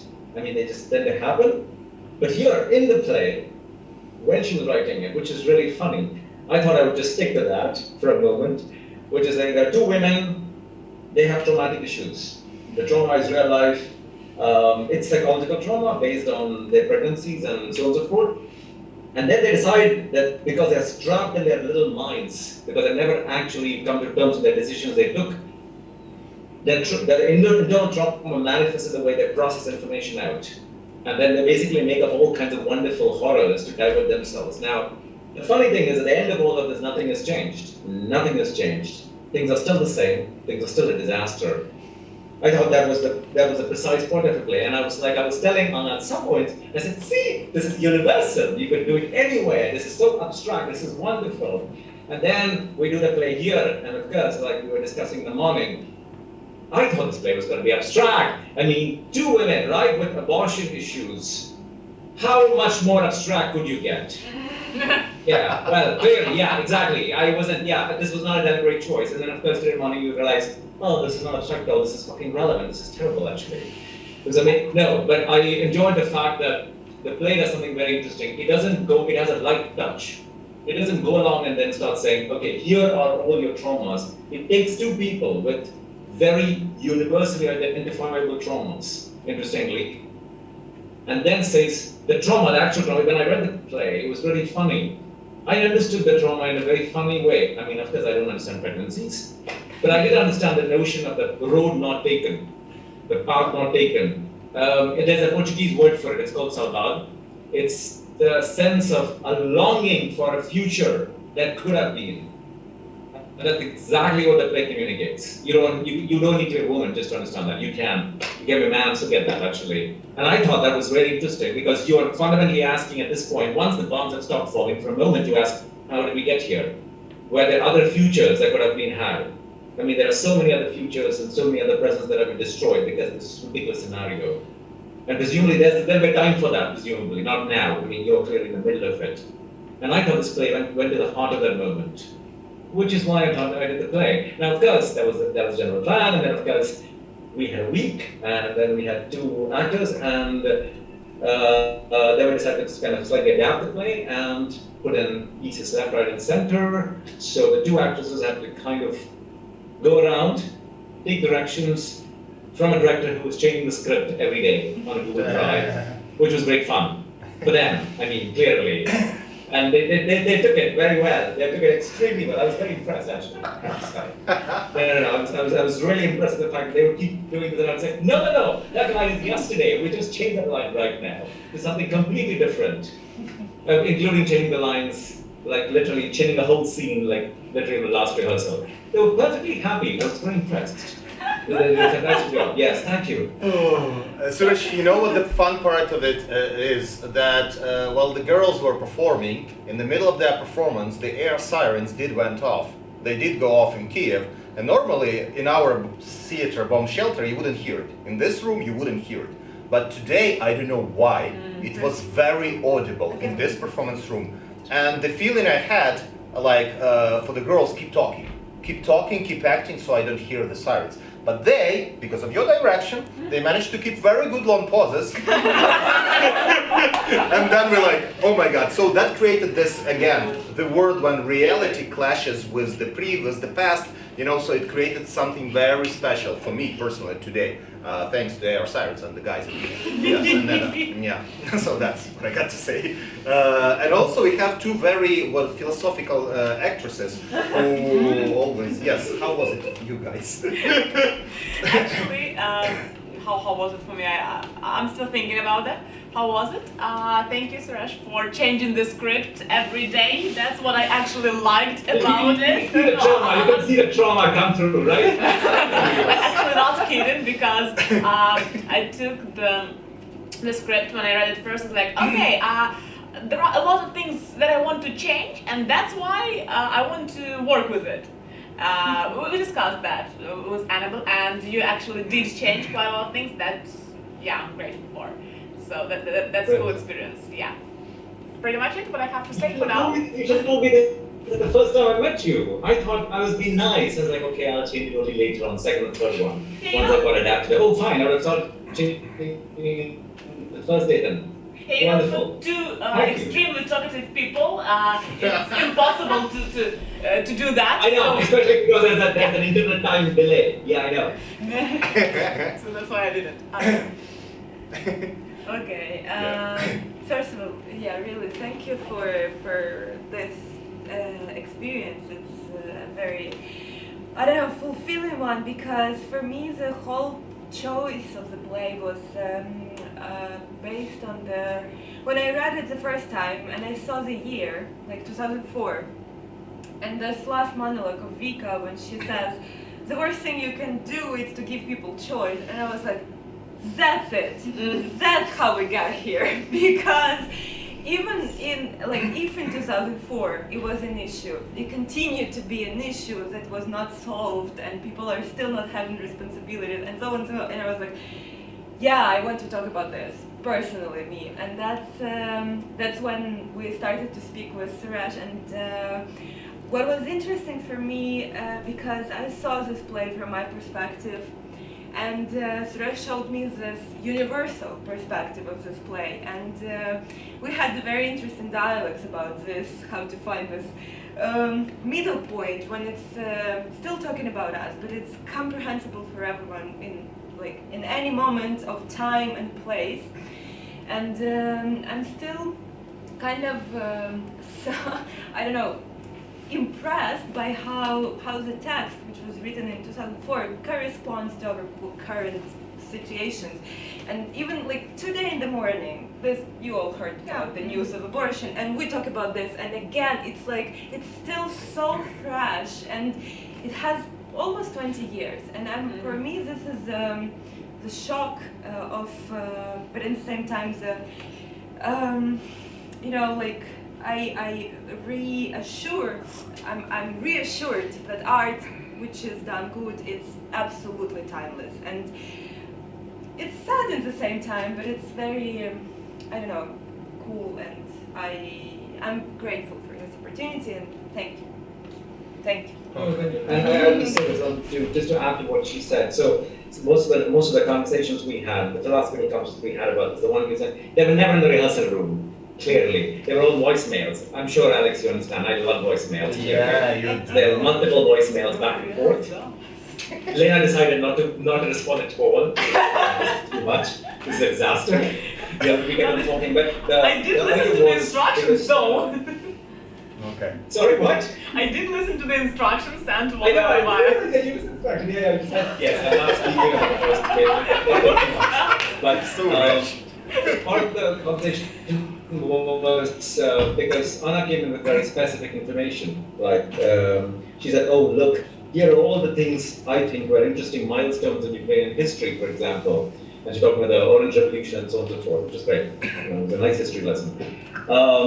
Well, of course, I wanted to make it universal. But the funny thing was, I think the play was well constructed, and this is one of the things I believe about good, extremely well done literature.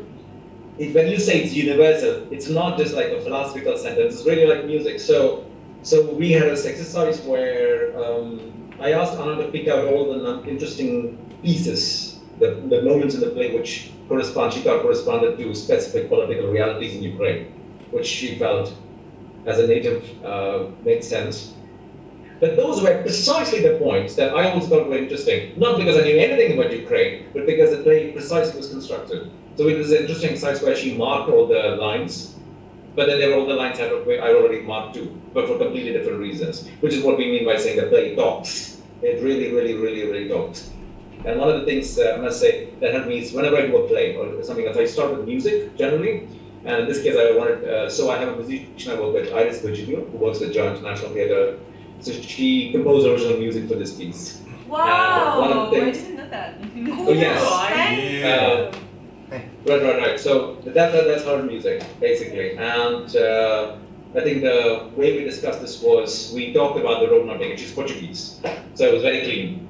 It was very clean. She just had to imagine a childhood that she never had, more or less to be precise. So we did it in 2 days, which was great fun. And it came out right. So I heard the music and I was like, oh, she's one of those people who can, I talk to her, and then she takes it and then converts it into kind of magical music. It's amazing. And it worked, so we did this in one shot. I was very happy, actually. Right. Yeah. Thank you.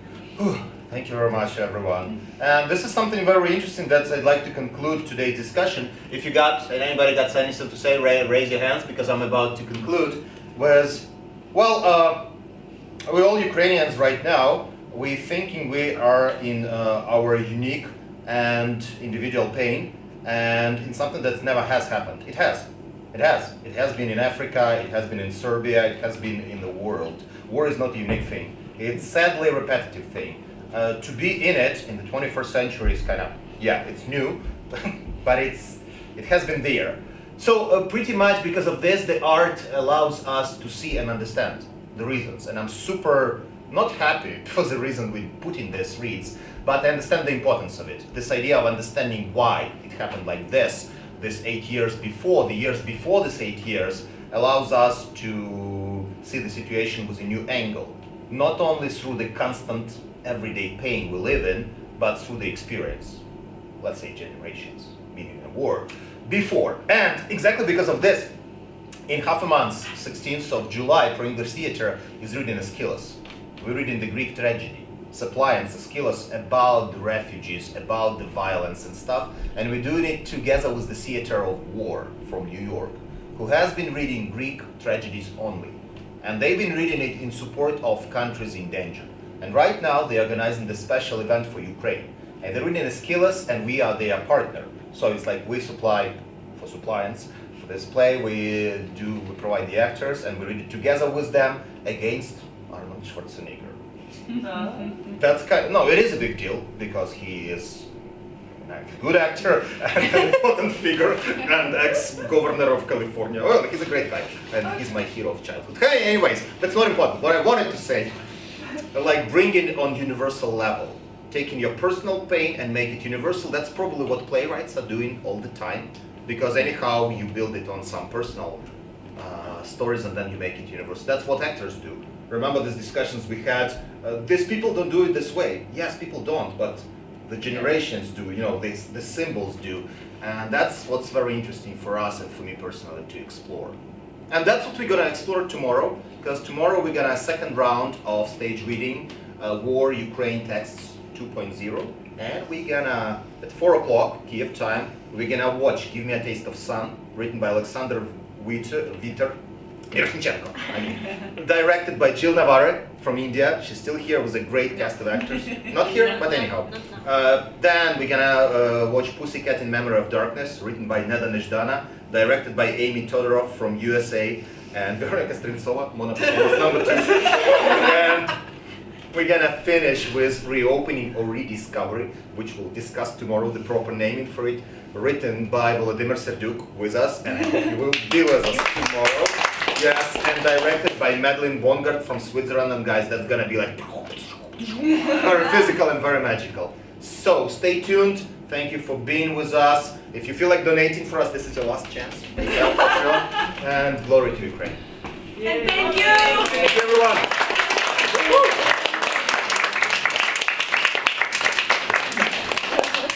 Часть Zoom. Сейчас нам что-то сураж.